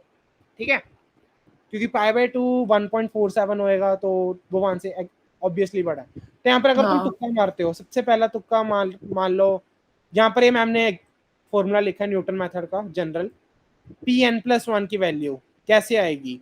P of n minus f of Pn divided by f dash of Pn। ठीक है, वही चीज की हुई है। P1 की वैल्यू कैसे आई? 1 माइनस किया हुआ P0 आ गया बस सारे के सारी जगह। ओके, और इस केस में मैंने इसकी वैल्यू निकाल ली, f ऑफ Pn की वैल्यू लिख दी और f डैश निकाल दिया इसका। तो मेरे पास P of n+1 की वैल्यू ये आ गई। Okay, this is not B, this is P। मेरी हैंडराइटिंग को प्लीज माफ कीजिए। तो ये P है, P of n plus P of n minus, ये तुम्हारे लिए है। ठीक है, अगर तुमने अपना काम आसान करना है तो तुम अपने इसको ऐसे लिख सकते हो कि तुमने इसमें वैल्यू डालनी है अपनी। अब इसके बाद मैंने अपना इनिशियल गैस π/4 ले लिया। ठीक है, क्योंकि मैंने अपना इनिशियल गैस लेना ही है। मैंने इनिशियल गैस ऐसे लेना कि वो 0 और π/2 के बीच में लाया करे। अब मैंने P of 0 is equal to π/4 लिया और इसके ऊपर वैल्यू निकाली, तो ये that come out to be this. ठीक है, अब मैंने क्या किया, मैंने यहाँ पर P2 भी निकाल लिया। अब मैंने P2 को निकाला, टॉलरेंस चेक की, वहां पर मैम साइड में टॉलरेंस निकाल रही थी, मैंने टॉलरेंस नहीं नोट की। ठीक है, नोटबुक में प्लीज अंडरस्टैंड, इतना दिमाग खराब हो रहा था एट द टाइम जब न्यूटन मेथड हो रहा था, मैम ग्राफ्स वगैरह डिस्कस कर रही थी, तो हाँ मैंने नहीं की टॉलरेंस की वैल्यू। तुम ये देख लो, इस दोनों को माइनस करके देख लेना, टॉलरेंस की वैल्यू अकॉर्डिंगली देख लेना। लेकिन इस क्वेश्चन में अगर तुम देखो ना, यहाँ पर टॉलरेंस दी नहीं हुई, तो मैम ने बोला नहीं दी हुई। तो उस केस में तुम अपनी टॉलरेंस 10⁻⁻⁴ लेके चलनी है। तो एक सेकंड, मैम उस टाइम क्या कर रही थी? टॉलरेंस क्या, ग्राफ क्या? यार मैम ने ना साइड में की थी टॉलरेंस, जल्दी जल्दी कैलकुलेट की थी, 10⁻⁻⁴ इनके बीच में टॉलरेंस कैलकुलेट करती है जल्दी जल्दी। टॉलरेंस कर यार मैम ना तब काफी जल्दी जल्दी लिख रही थी वहां पर, और जितना नोट हो सका मेरे से, मैंने बस उतना ही नोट किया था नोटबुक में। वो तो हर बार की बात है। ठीक है, आज भी काफी तेज चल रही थी। एक सेकंड, टॉलरेंस कैलकुलेट की थी? कैलकुलेट नहीं की थी, मैम ने बोला अगर ना दी हुई तो तुमने टॉलरेंस 10⁻⁻⁴ ले लेनी है। तूने अभी बोला कि वो साइड में कैलकुलेट कर रहे थे। नहीं हमें तो नहीं करनी ना। अरे कोई गिवन होगी ना, उसने दी हाँ, होगी, तूने नोट नहीं करी। हाँ, तो सॉरी 10⁻³ लेनी है, -4 नहीं लेनी। सॉरी ओके, होती है गलती, इंसान ही हूँ मैं भी। तो 10⁻³ लेनी है tolerance. So if you see, अगर तुम P1 और P2 को माइनस करोगे तो तुम्हारी टॉलरेंस नहीं आ रही, लेकिन जब तुम P2 और P3 को माइनस करोगे तो तुम्हारी टॉलरेंस 10⁻³ से कम आ रही है। तो तुम ये देखो बस तीसरी आइटरेशन में तुम्हारा आंसर आ गया।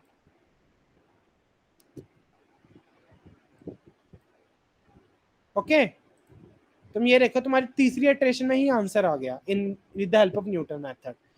तुमने π/4 लिया, π/4 के ऊपर तुमने ये वैल्यू निकाल ली 0.874 जो कुछ भी है, फिर इसको डाला, अपना न्यूटन मेथड लगाया P2 के ऊपर, P2 की वैल्यू निकली, फिर इसके ऊपर तुमने एक्ट किया, वही आइटरेशंस करते गए, टॉलरेंस निकालते गए और टॉलरेंस के थ्रू हो गया क्वेश्चन ये न्यूटन मेथड के through. Any problem? Like if someone is कि अगर कोई सोच रहा है कि लाइक ये कोर्स वगैरह कैसे है, तो हमने बस इसे इवैल्यूएट कर लिया था, यहाँ पर ये डायरेक्ट वैल्यू निकाल ली थी, तो यहाँ पर हम डायरेक्ट वैल्यू डाल ली जा रहे हैं। हमें वो एक बार क्वेश्चन, हम जब पेपर लिख रहे होंगे हमें क्या साइंटिफिक कैलकुलेटर लेके जाना अलाउड होगा? Yes everything is allowed in examination. तूने ईएसटी नहीं दी है ऑफलाइन? हाँ सच, नहीं, हाँ मैं सेकंड सेमेस्टर। कैलकुलेटर अलाउड होते हैं इन द एग्जाम। और बस टॉलरेंस दी होगी ना क्वेश्चन में, बस फिर हाँ दी होगी। तो इसमें मतलब 0.7391 है, तो काफी बड़ी होगी टॉलरेंस भी। टॉलरेंस माइनस करना, 10⁻³ से कम आ गई, अच्छा 0.0004 आ गई। ठीक है। हाँ तो देख बस दो ही केस, मैं वो बोल रहा हूँ कि तुम ये देखो बाइसेक्शन मेथड में कहीं 7 बार ऐसे तो आइटरेशन करने P2 पे और P3 दोनों को माइनस करे से तो दोनों की कम आ रही है। एक की क्या है 7391 है, एक की 7395 है। तो टॉलरेंस कितनी आ रही है? 10⁻⁴ सॉरी 0.004 आ रही है, इतनी आ रही है देखो।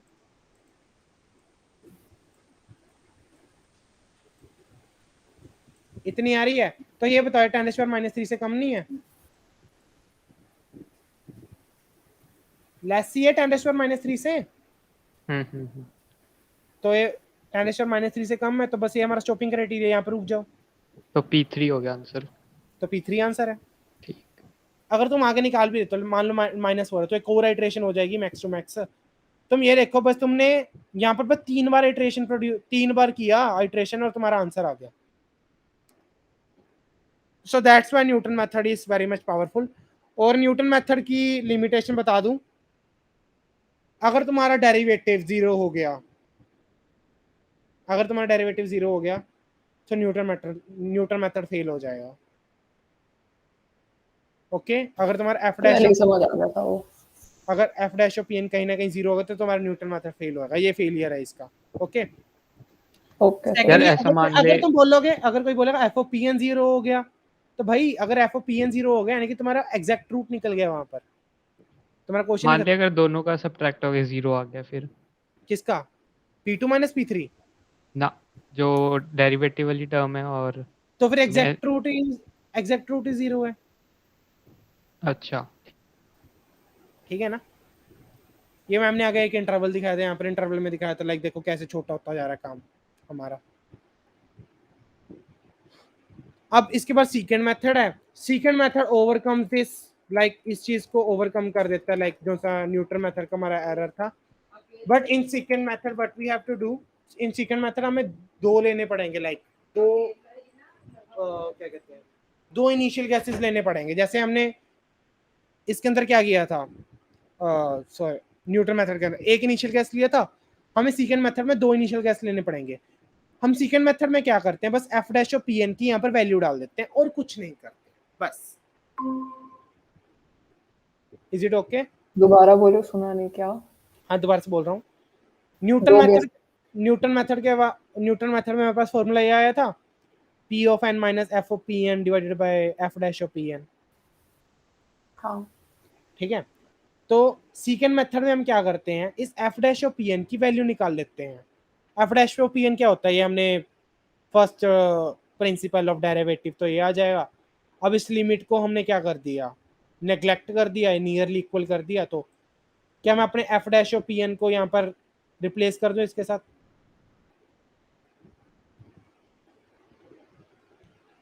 Is it okay? अगर मैं f डैश इसकी यहाँ पर वैल्यू डाल दूं, तो अगर ये वैल्यू डालोगे बस सेकंड मेथड में नया फॉर्मूला आ गया और कुछ नहीं। Any problem regarding this? अब यहाँ पर तुम ये चीज नोटिस करो, p ऑफ n+1 लिखा हुआ है, तो यहाँ पर मुझे 2 इनिशियल गैस लेने पड़ेंगे। जहाँ पर तुम एक इनिशियल गैस ले रहे थे π/4, अब मान लो मैं इसी क्वेश्चन को सीकेंड मेथड के साथ कर रहा हूँ 0,π/4 2, ठीक है। मैंने पीडीएफ काफ़ी हड़बड़ी में बनाया था, तो यस मैंने इसमें सीकेंड मेथड का एग्जांपल डालना भूल गया। ओके, तो वो मैं भेज दूंगा, लाइक फोटो भेज दूंगा उसकी। 0,π/2 के बीच में लेना, तो इसके बीच में दो कोई भी ले लो, π/6 और π/3 ले लो, दो इनिशियल गैसेस। अब तुम बोलोगे दो इनिशियल गैसेस की जरूरत क्या है? दो इनिशियल गैसेस की ये जरूरत है बिकॉज तुम ये देखो इस मेथड में तुम्हें दो वैल्यूज चाहिए। अगर तुम्हें p ऑफ n+1 चाहिए तो तुम्हें pn भी चाहिए और एक p ऑफ n-1 भी चाहिए। तो हमें दो वैल्यूज चाहिए इसके लिए, तो दो वैल्यूज के ऊपर हम वर्क करेंगे सेकंड मेथड में। समझ ओके, बाकी मेथड सारा का सारा सेम है, चलते जाओ ऐसे ही। Second method will also give you same result, बस इसमें कैलकुलेशन ज्यादा होगी और कुछ ज्यादा फर्क नहीं है। लाइक कैलकुलेशन इस p ऑफ n+1 को निकालने में आइटरेटिवली ये इसकी जैसा ही होएगा, न्यूटन के जैसा, ठीक है। न्यूटन के जैसा ये जल्दी आंसर देगा, बट इसमें कैलकुलेशन ज्यादा होएगी। लाइकवाइज ये p1 p2 p3 निकालने में। ओके, तो मैटलैब में हमने क्या किया, मैटलैब में हमने सेकंड मेथड तक डिस्कस किया है और मैटलैब में बस एक मेथड रहेगा डिस्कस करने को, and that is this method, fix point iteration. This method पहले ही बता रहा हूं, ये सबसे मुश्किल मेथड है, ठीक है। मुझे खुद नहीं समझ आ रहा मैं इसे कैसे एक्सप्लेन करूंगा, बट है ये एक सेकंड थोड़ा सांस ले ले। सेकंड मेथड के अंदर जो वो था न्यूमरेटर था, उसके अंदर वो मल्टीप्लाई हो रहे थे ना टर्म्स। हाँ मल्टीप्लाई हो रहे थे टर्म्स। हाँ ये f ऑफ pn, हाँ ये मल्टीप्लाई है ना इनटू pn मैं इस माइनस। पीडीएफ को ना ग्रुप में शेयर करता हूँ सबसे पहले, तो ना तुम देख लो वहां पर। ठीक है ठीक है।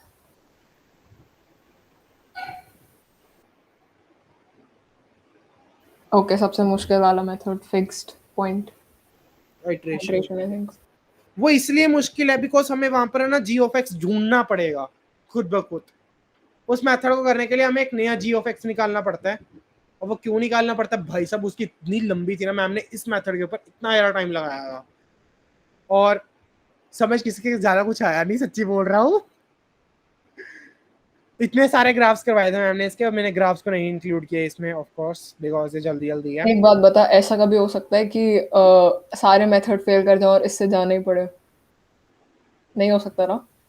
देख ऐसा कभी नहीं होगा बिकॉज बाइसेक्शन बस मेथड ठीक कभी है फेल फिर। नहीं करेगा। स्पेसिफिकली तो method नहीं कभी- बोलेंगे ना ये करना है एग्जाम में? ये बोल लेंगे। अरे हाय यार हाय।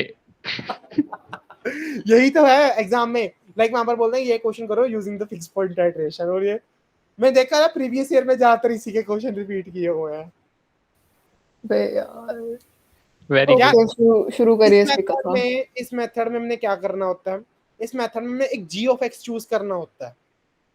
लाइक एफ ऑफ एक्स के बियॉन्ड हमें एक नया फंक्शन बनाना पड़ता है जी ऑफ एक्स। फंक्शन हो ये नया फंक्शन बनाना ही मुश्किल है, बाकी ये मेथड आसान है। ओके, अब सबसे पहले फंक्शन बनाना कैसे है। अब ये इस फंक्शन को बनाने के काफी सारा मेथड है। तो हमने जी ऑफ एक्स को लाइक तुम्हारे पास लगा लो, अब मैं समझा रहा हूँ जी ऑफ एक्स है क्या चीज। मान लो तुम्हारा एफ ऑफ एक्स एक फंक्शन है, इसका एग्जैक्ट रूट है पी। ओके, अब तुमने एक ऐसा फंक्शन जी ऑफ एक्स बनाना है, जी ऑफ एक्स ऐसा बनाना है जिसके अंदर अगर तुम पी डालो ना, पी डालो तो तुम्हें रिटर्न में पी ही मिल जाए। समझ रहे हो? एफ ऑफ एक्स में डालोगे पी तो जीरो आ जाएगा, लेकिन जी ऑफ एक्स तुमने ऐसे फ्रेम करना है, ऐसे बनाना है कि अगर तुम पी को डालोगे तो तुम्हारे पास आउटपुट ही पी आए। समझ आया? तो अगर f ऑफ x बहुत गंदा दे दिया तो कैसे निकालेंगे फिर g ऑफ x? मतलब लाइक थोड़ा जेनरिक सा ही देंगे आई गेस वो फंक्शन फिर। बस वहां पर ये बोल देगा ना लाइक जी ऑफ एक्स, यहाँ पर पी है ना, तो हमने जी ऑफ एक्स ऐसे फ्रेम करना है कि वो एक्स नहीं बट f ऑफ x फिर बहुत कॉम्प्लेक्स टाइप तो नहीं देंगे ना वो, लाइक क्यूबिक या कुछ ऐसा ऐसा सा नहीं तो नहीं इतने देंगे? मुश्किल नहीं देंगे in the case of fix point iteration, ऐसा सही देंगे जिससे आसानी से हमारे पास आ जाए। gx आ जाए, ठीक है। हाँ, अब ये फिक्स पॉइंट आइटरेशन मैटलैब में कैसे करना है उसका भी एक जुगाड़ है हमारे पास। देख एक तरीका है जी ऑफ एक्स निकालने का, एक फॉर्मूला है, बट वो जो लाइक मैम ने बोला था एफ ऑफ एक्स के लिए ये ऐसे G of X infinite G of X exist करेंगे। लाइक एफ ऑफ एक्स के लिए अगर तुम ये जी ऑफ एक्स निकालोगे ना तो ऐसे infinite G of X exist करेंगे, बट उन जी ऑफ एक्स के ऊपर है ना कुछ कंडीशन सेटिस्फाई होनी चाहिए, ठीक है। अब वो कंडीशंस हमें देखनी पड़ेंगी कि अगर वो कंडीशन सेटिस्फाई होती हैं तो हम अपने जी ऑफ एक्स के साथ एक चलेंगे। सेकंड, व्हाई डू यू से कि इनफिनिट होंगे? मतलब जो तूने एग्जांपल लिया हुआ है जो सेकंड पेज के टॉप के ऊपर है कि g of p is equal to p, और अगर तेरा फंक्शन p स्क्वायर माइनस, रुक जा, ये एग्जांपल नहीं है, ये अलग अलग जी ऑफ एक्स दिखाए हुए हैं। नहीं ये टॉप पे, मैं टॉप पे कह रही हूँ कि p square minus 2 equal to p, उसके तो सिर्फ दो ही वो एग्जिस्ट करेंगे ना, तो इनफिनिट क्यों कहा तूने? यहाँ पर रुक जा एक मिनट यार, ये देख, ये ना पहले वाले को उठा के किया हुआ है सॉल्व, सिर्फ एक जी ऑफ एक्स ऐसा इनफाइनाइट जी ऑफ एक्स बात करते हैं ना भाई हम। अब ये देख सेकंड वाला भी एक G of X. Continue sir. Yes sir. इसको इरेज करते हैं सबसे पहले। जी ऑफ एक्स समझ आ गया क्या चीज है G of X? Yes sir.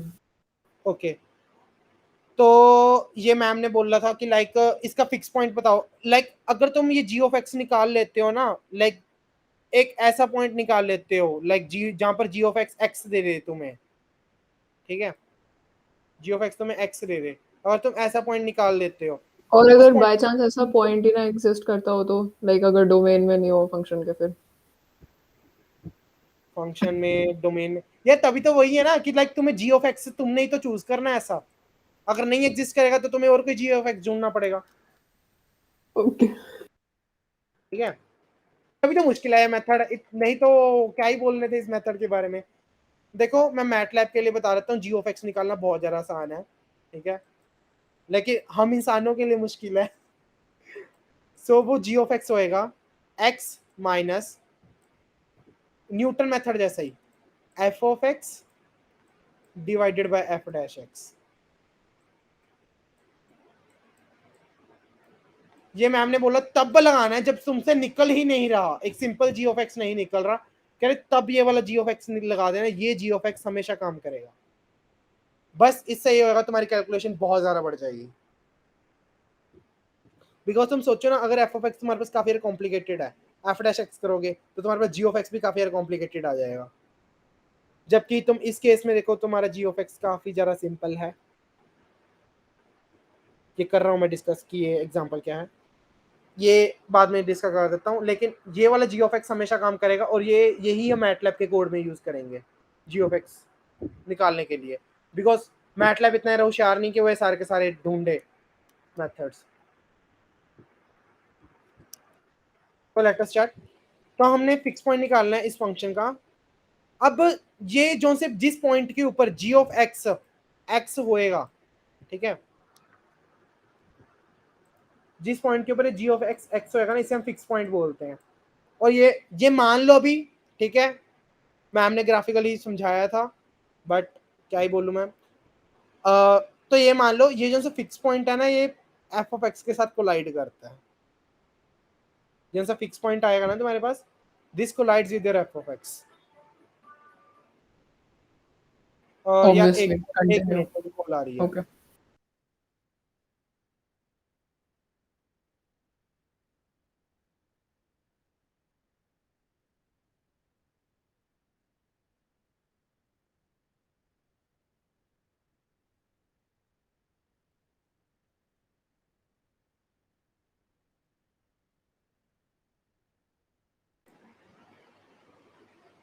Okay, तो बस ये समझ लो, this act like a fixed point for this G of X, like इस एफ ऑफ एक्स के लिए फिक्स्ड पॉइंट की तरह एक्ट करेगा। और से मान लो तुम्हारा रूट ए है, तो इस रूट के ऊपर हम ऐसे लगातार इस जी ऑफ एक्स को छोटा करते करते, वो हम फिक्स पॉइंट आइटरेशन को बाद में देखते हैं, पहले हमें जी ऑफ एक्स निकालना सीखते हैं। लाइक जी ऑफ एक्स निकालना कैसे है, मैंने एक मेथड बता दिया जो हमेशा काम करेगा। ये कुछ मेथड्स हैं, ठीक है। So the first method is G of X is equal to X minus F of X. ये ले लो, एक जी ऑफ एक्स तुम ये लिख सकते हो कि एक्स में से एफ ऑफ एक्स को माइनस कर दो, ठीक है, इसको ले लो, या अब तो ये जी ऑफ एक्स लो, एक जी ऑफ एक्स ये है। अब बहुत सारे जी ऑफ एक्स है, मैं बता रहा हूँ, एक जी ऑफ एक्स ये है कि x minus F of x ले लो। एक जी ऑफ एक्स है कि तुम x plus F of x कर लो इसके साथ, समझ रहे हो? यहाँ पर प्लस लगा दो माइनस की जगह, यहाँ पर लिखा हुआ P plus F of x. और अगर मैं इसको जनरलाइज कर दूं तो इसको जनरली हम लिख सकते हैं X plus C F of X, कि सी कोई भी रियल नंबर हो सकता है, यहाँ पर हम इसके बीच में कोई नंबर भी इंसर्ट कर सकते हैं, ठीक है, फॉर जी ऑफ एक्स। तो ये भी एक जी ऑफ एक्स एग्जिस्ट करता है। If the function g of x is a fixed point, that is g of p is equal to the function has a root at the point.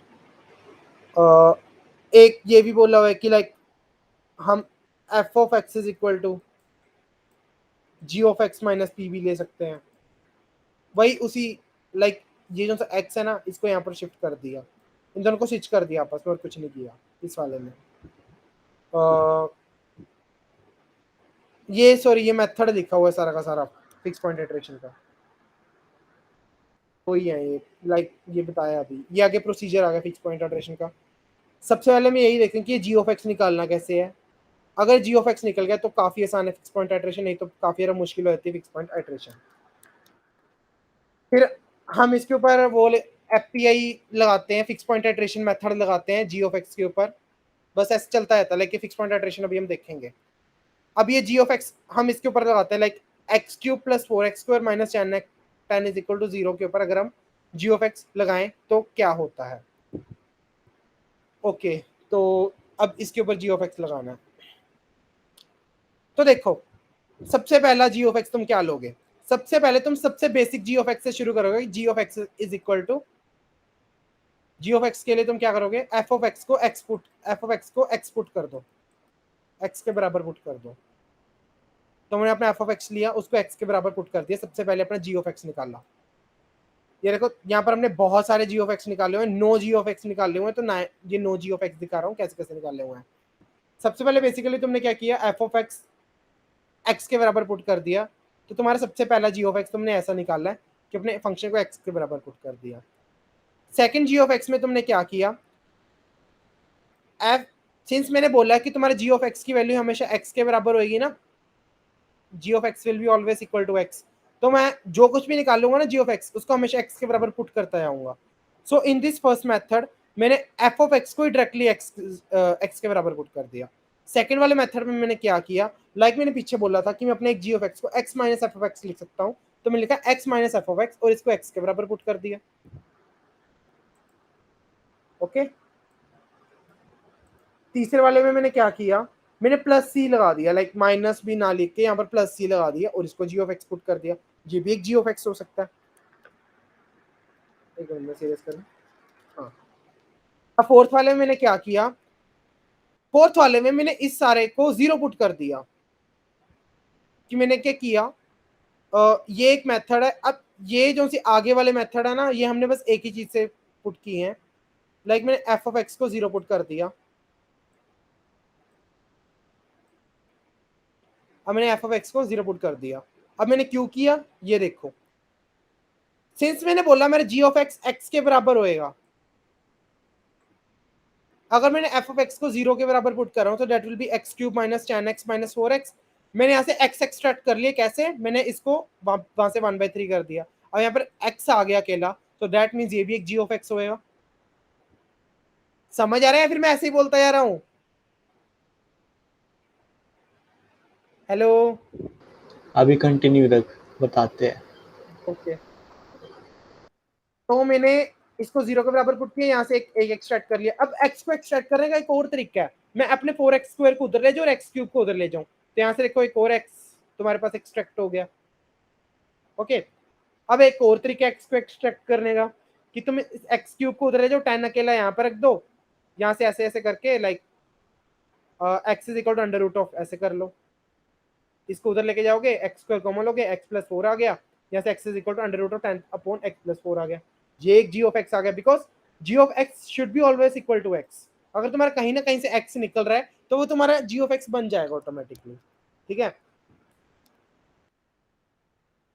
अब उसके बाद तुमने क्या किया, एक 7th वाली आइटरेशन में तुमने एक और तरीका निकाल लिया जी ऑफ एक्स निकालने का। तुमने क्या किया, इस x प्लस 4 को यहीं रहने दिया, अब x स्क्वायर को नीचे ले गए, तो x is equal to 10 upon X square minus 4 ये आ गया। ये भी एक जी ऑफ एक्स है, x अकेला वो निकल गया।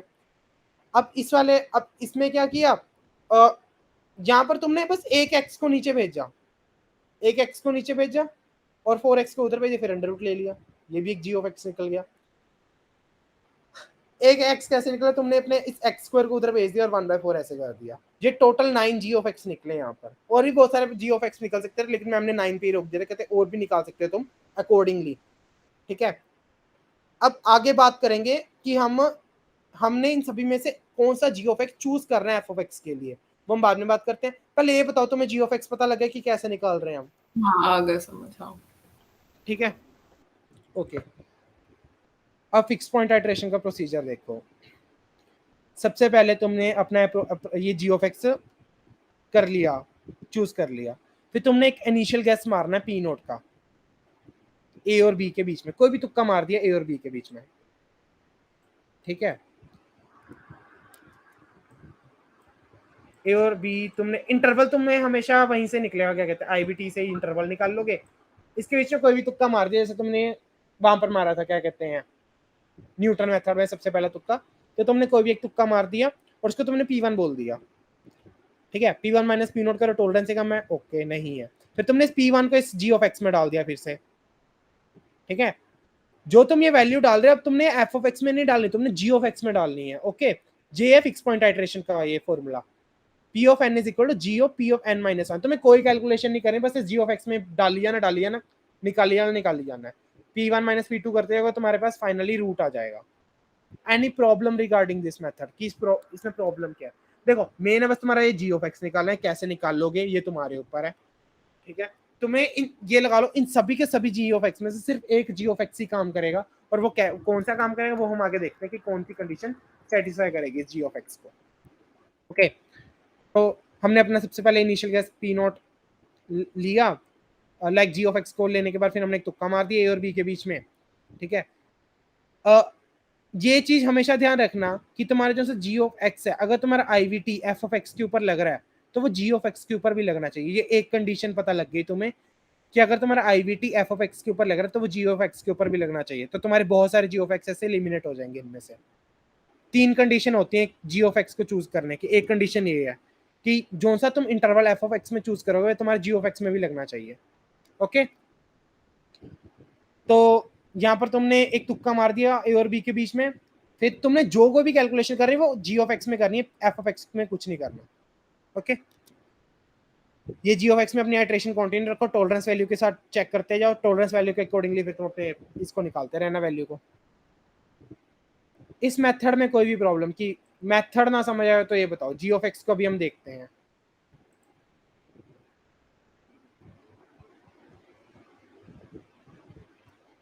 Hello anyone? नहीं चल एक सेकंड, हमने पी नॉट गैस मारा था ए और बी के बीच में, फिर क्या करा हमने? फिर हमने उसे जी ऑफ एक्स में डाल दिया। हमने एफ ऑफ एक्स में कुछ नहीं करना क्योंकि हमने जी ऑफ एक्स निकाल दिया, तो हम इसी के साथ करें क्योंकि G of X is acting as a fix point. ठीक है, नहीं, उसके बाद क्या, लाइक हमने पी नॉट गैस मारा, उसके बाद उसको जी ऑफ पी नॉट निकाला, फिर उसको P1 मान लिया, फिर इस P1 को P2 P नॉट में से माइनस किया, टॉलरेंस चेक की, नहीं हुआ, अगली आइटरेशन पे जाओ, P1 डाला जी ऑफ एक्स में, फिर P2 निकाला, ऐसे चलते जाओ जब तक तुम्हारी टॉलरेंस ना काम आए। ठीक है, एनी प्रॉब्लम?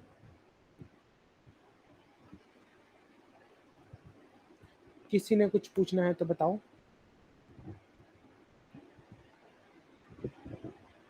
शायद जाऊं आगे?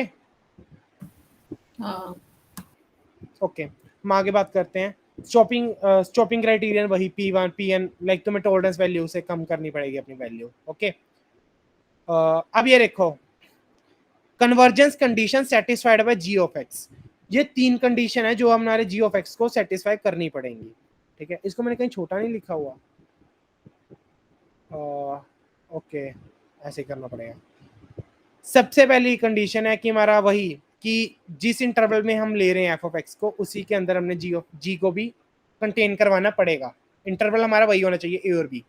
ठीक है, यूनिकनेस का मतलब ये है कि देखो ये दो जो सी है ना, ये इतनी इंपॉर्टेंट नहीं है, लाइक कि ए और बी तुम ऐसे चूज कर ही लोगे। और यूनिकनेस का मतलब कि अगर तुम्हारा इसके बीच में आईवीटी लग रही है तो यानी कि एक रूट ही होएगा इसके बीच में। ठीक है, एक एटलीस्ट एक रूट तो होएगा ही अगर तुम्हारा आईबीटी हो जाती है इसके अंदर सेटिस्फाई तुम्हारी ए और बी के ऊपर। The real problem occurs here, इस वाली कन्वर्जेंस वाली कंडीशन में अकर होती है। इसमें तुमने क्या करना है, यूनिकनेस क्या था? यूनिकनेस क्या? यूनिकनेस लाइक वही कि आईबीटी में कि ए और बी के बीच में तुम्हारा रूट लाई करना चाहिए, मतलब उसके अंदर आईडी लगनी चाहिए। हाँ आईबीटी लगनी चाहिए वही। और और एक चीज और इसको प्रूव करने के लिए ना इसको प्रूव करने के लिए कई बंदे इसका डेरिवेटिव लेके निकाल लेते हैं इसकी वैल्यू और बोलते हैं कि डेरिवेटिव 1 से कम आ रही है। So this is also okay कि लाइक ये भी ठीक है। पहली कंडीशन क्या थी? पहली कंडीशन की वो कॉन्टिन्यूअस होना चाहिए और ए और बी के बीच में मैपिंग होनी चाहिए उसकी। Okay any problem regarding this? अब ये लास्ट वाली चीज ये बोलती है एक मिनट मुझे पढ़ लेने दो, मैं थोड़ा सा भूल गया हूँ।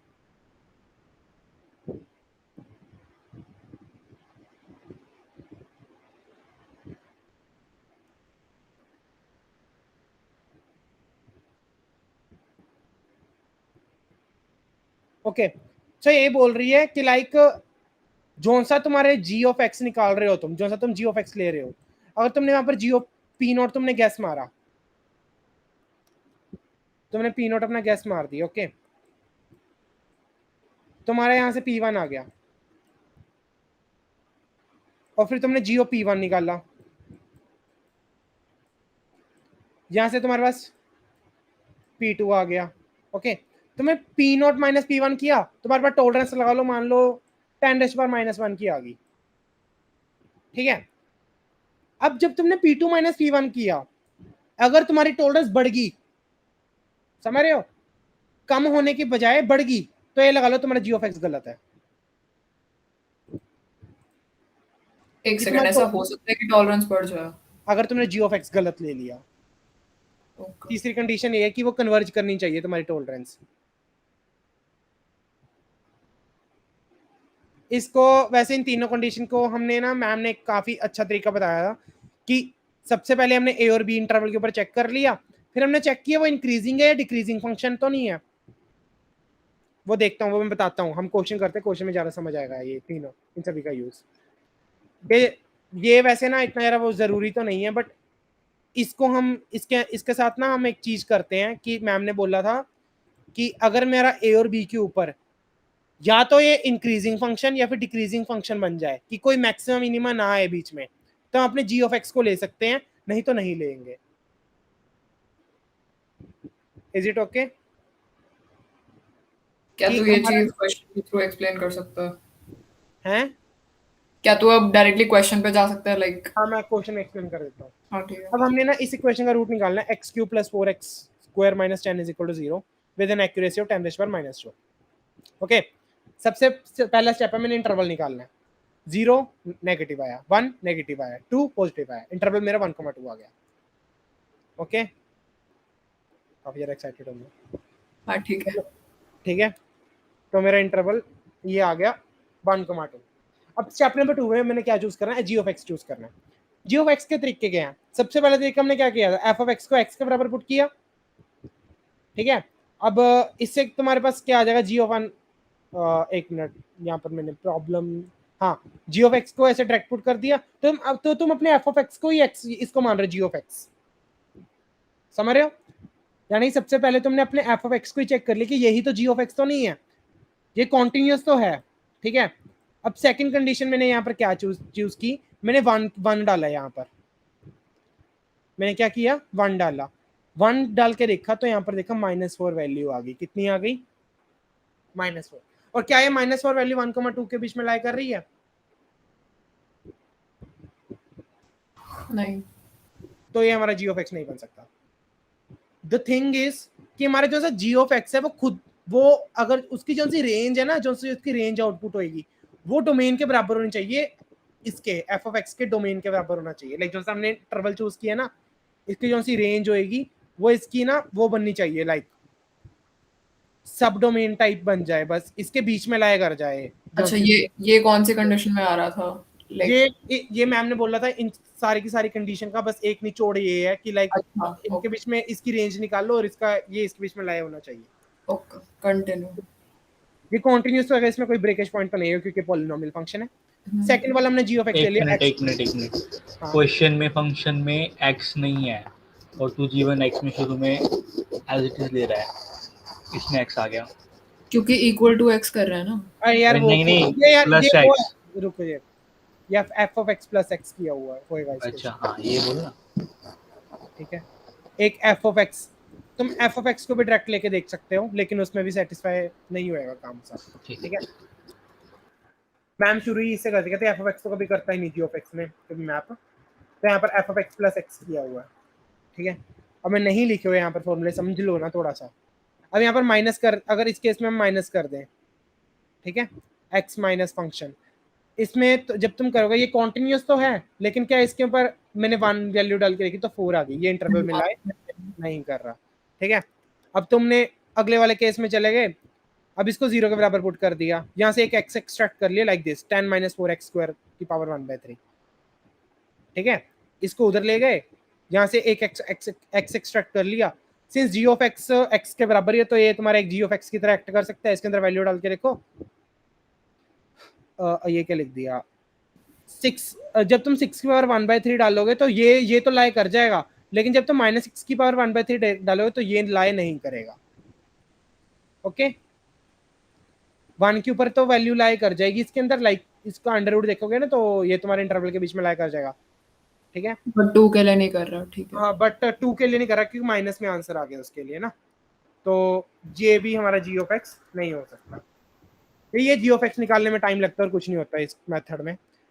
तुम्हारे पास आगे अब तुमने इस इक्वेशन के साथ क्या किया, तुमने इस एक्स स्क्वायर को ऐसे लिख दिया, X square is equal to 10, ये एक्स क्यूब और 10 -10 को उधर ले गए तो तुम्हारे पास आ गया 10 - एक्स क्यूब, 4 के साथ डिवाइड कर दिया, तुम्हारे पास एक जी ऑफ एक्स ऐसे एक्सट्रैक्ट हो गया, under root of 10 - X cube divided by 4, ठीक है। यहाँ पर तुमने 1 डाला 1.5, ओके ये सेटिस्फाई कर रहा है।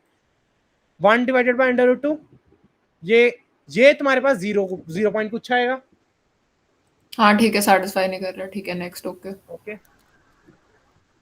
ऐसे ही तुमने क्या किया, अब इसके साथ X square plus 4x is equal to 10x ले लिया, लाइक समझ गया। तुमने क्या किया, ऐसे कन्वर्ट करते जाओगे, तुम्हारे पास एक जी ऑफ एक्स ऐसे ये आएगा, ये भी लाई नहीं करेगा, मैम ने बोला तुम खुद कर लेना, नहीं करेगा लाई, ये कोर निकाला, ये भी ना लाई किया, ठीक है।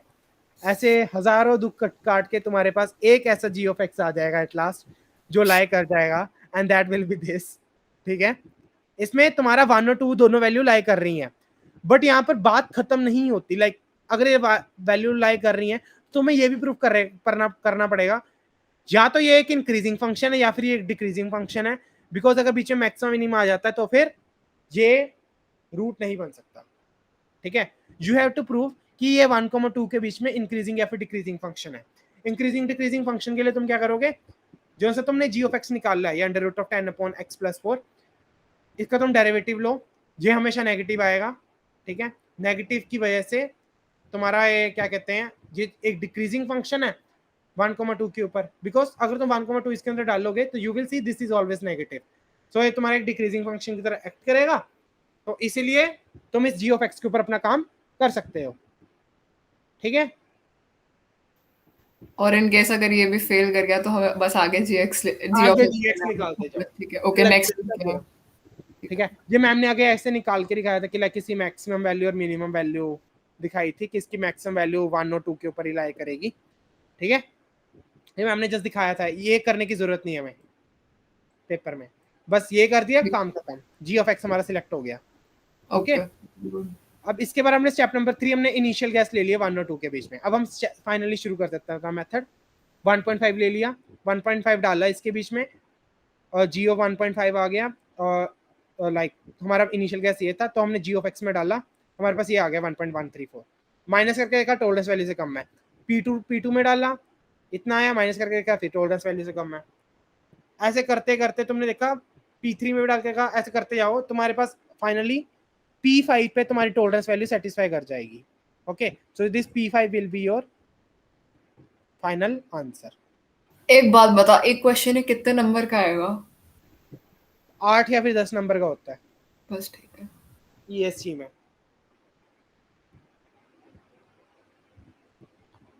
अभी फिर तो मतलब नीचे यही हुआ ना कि ये वाले मेथड में और न्यूटन वाले मेथड में सिर्फ यही फर्क है कि न्यूटन वाले मेथड में जी ऑफ एक्स फिक्स्ड है, हमें निकालना नहीं है, और इसमें जी ऑफ एक्स निकालना है। इसमें निकालना है। बाइसेक्शन मेथड में भी जरूरत है, तीनों में से किसी मेथड की जरूरत नहीं है, बस इसमें जरूरत है। अरे मैं ये इसमें कह बस रहा हूँ ये है, लाइक ये देख लो, अगर तुम्हारे फर्स्ट अटेम्प्ट में ही जी ऑफ एक्स निकल जाता है ना तो सबसे छोटा मेथड ये है जो न्यूटन मेथड ऑब्वियसली में भी नहीं तो यही निकलेगा। कर रहे हैं ना हम। न्यूटन मेथड में उसने हमें पहले से ही बता दिया कि जी ऑफ एक्स है क्या, बाकी तो सेम ही है सब कुछ। नहीं, जी ऑफ एक्स नहीं बताया, वहां पर फॉर्मूला है उसका।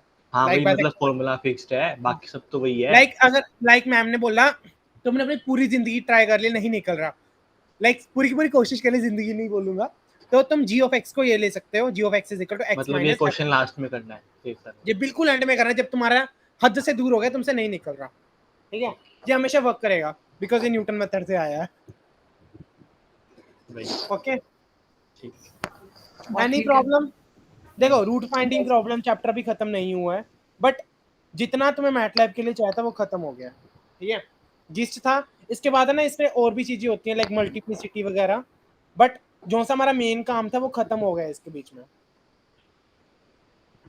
ठीक है। ठीक है, तो this was the Okay, main. sir. तो मल्टीप्लिसिटी इतनी आसान नहीं है, वो देख लेना, अगर मेरा कभी दिल किया तो मैं करवा दूंगा, अभी तो वैसे मेरा बिल्कुल दिल नहीं है उसे करवाने का, थक गया मैं। तो या तो हाँ, ये हो गया खत्म एक टाइप से तुम बोल सकते हो। बाकी देख लो भाई, एक बार इस पीडीएफ को या फिर मैम की स्लाइड्स को जरूर पढ़ लेना और क्वेश्चन सोल्व करके देख लेना हर एक का, बिकॉज ऐसे बोलने में बहुत आसान है लाइक मेथड्स, बट जब खुद करेगा तब पता लगेगा। या फिर एक काम करना, एलएमएस पे असाइनमेंट्स दी हुई है, असाइनमेंट 1 असाइनमेंट 2, वही सॉल्व कर लेना एटलीस्ट, Okay, करेंगे sir. Investigate time. ठीक है। तो ये तो खत्म हो गया हमारा, स्क्रीन शेयरिंग कर देते हैं बंद। अब रिकॉर्डिंग कैसे स्टॉप करूँ इसकी? ऑप्शन होगा कोई ना कोई, ठीक। यार मैं स्टॉप रिकॉर्डिंग कर रहा हूँ बट हो नहीं रही रिकॉर्डिंग। ओके, कर। ये हो गया।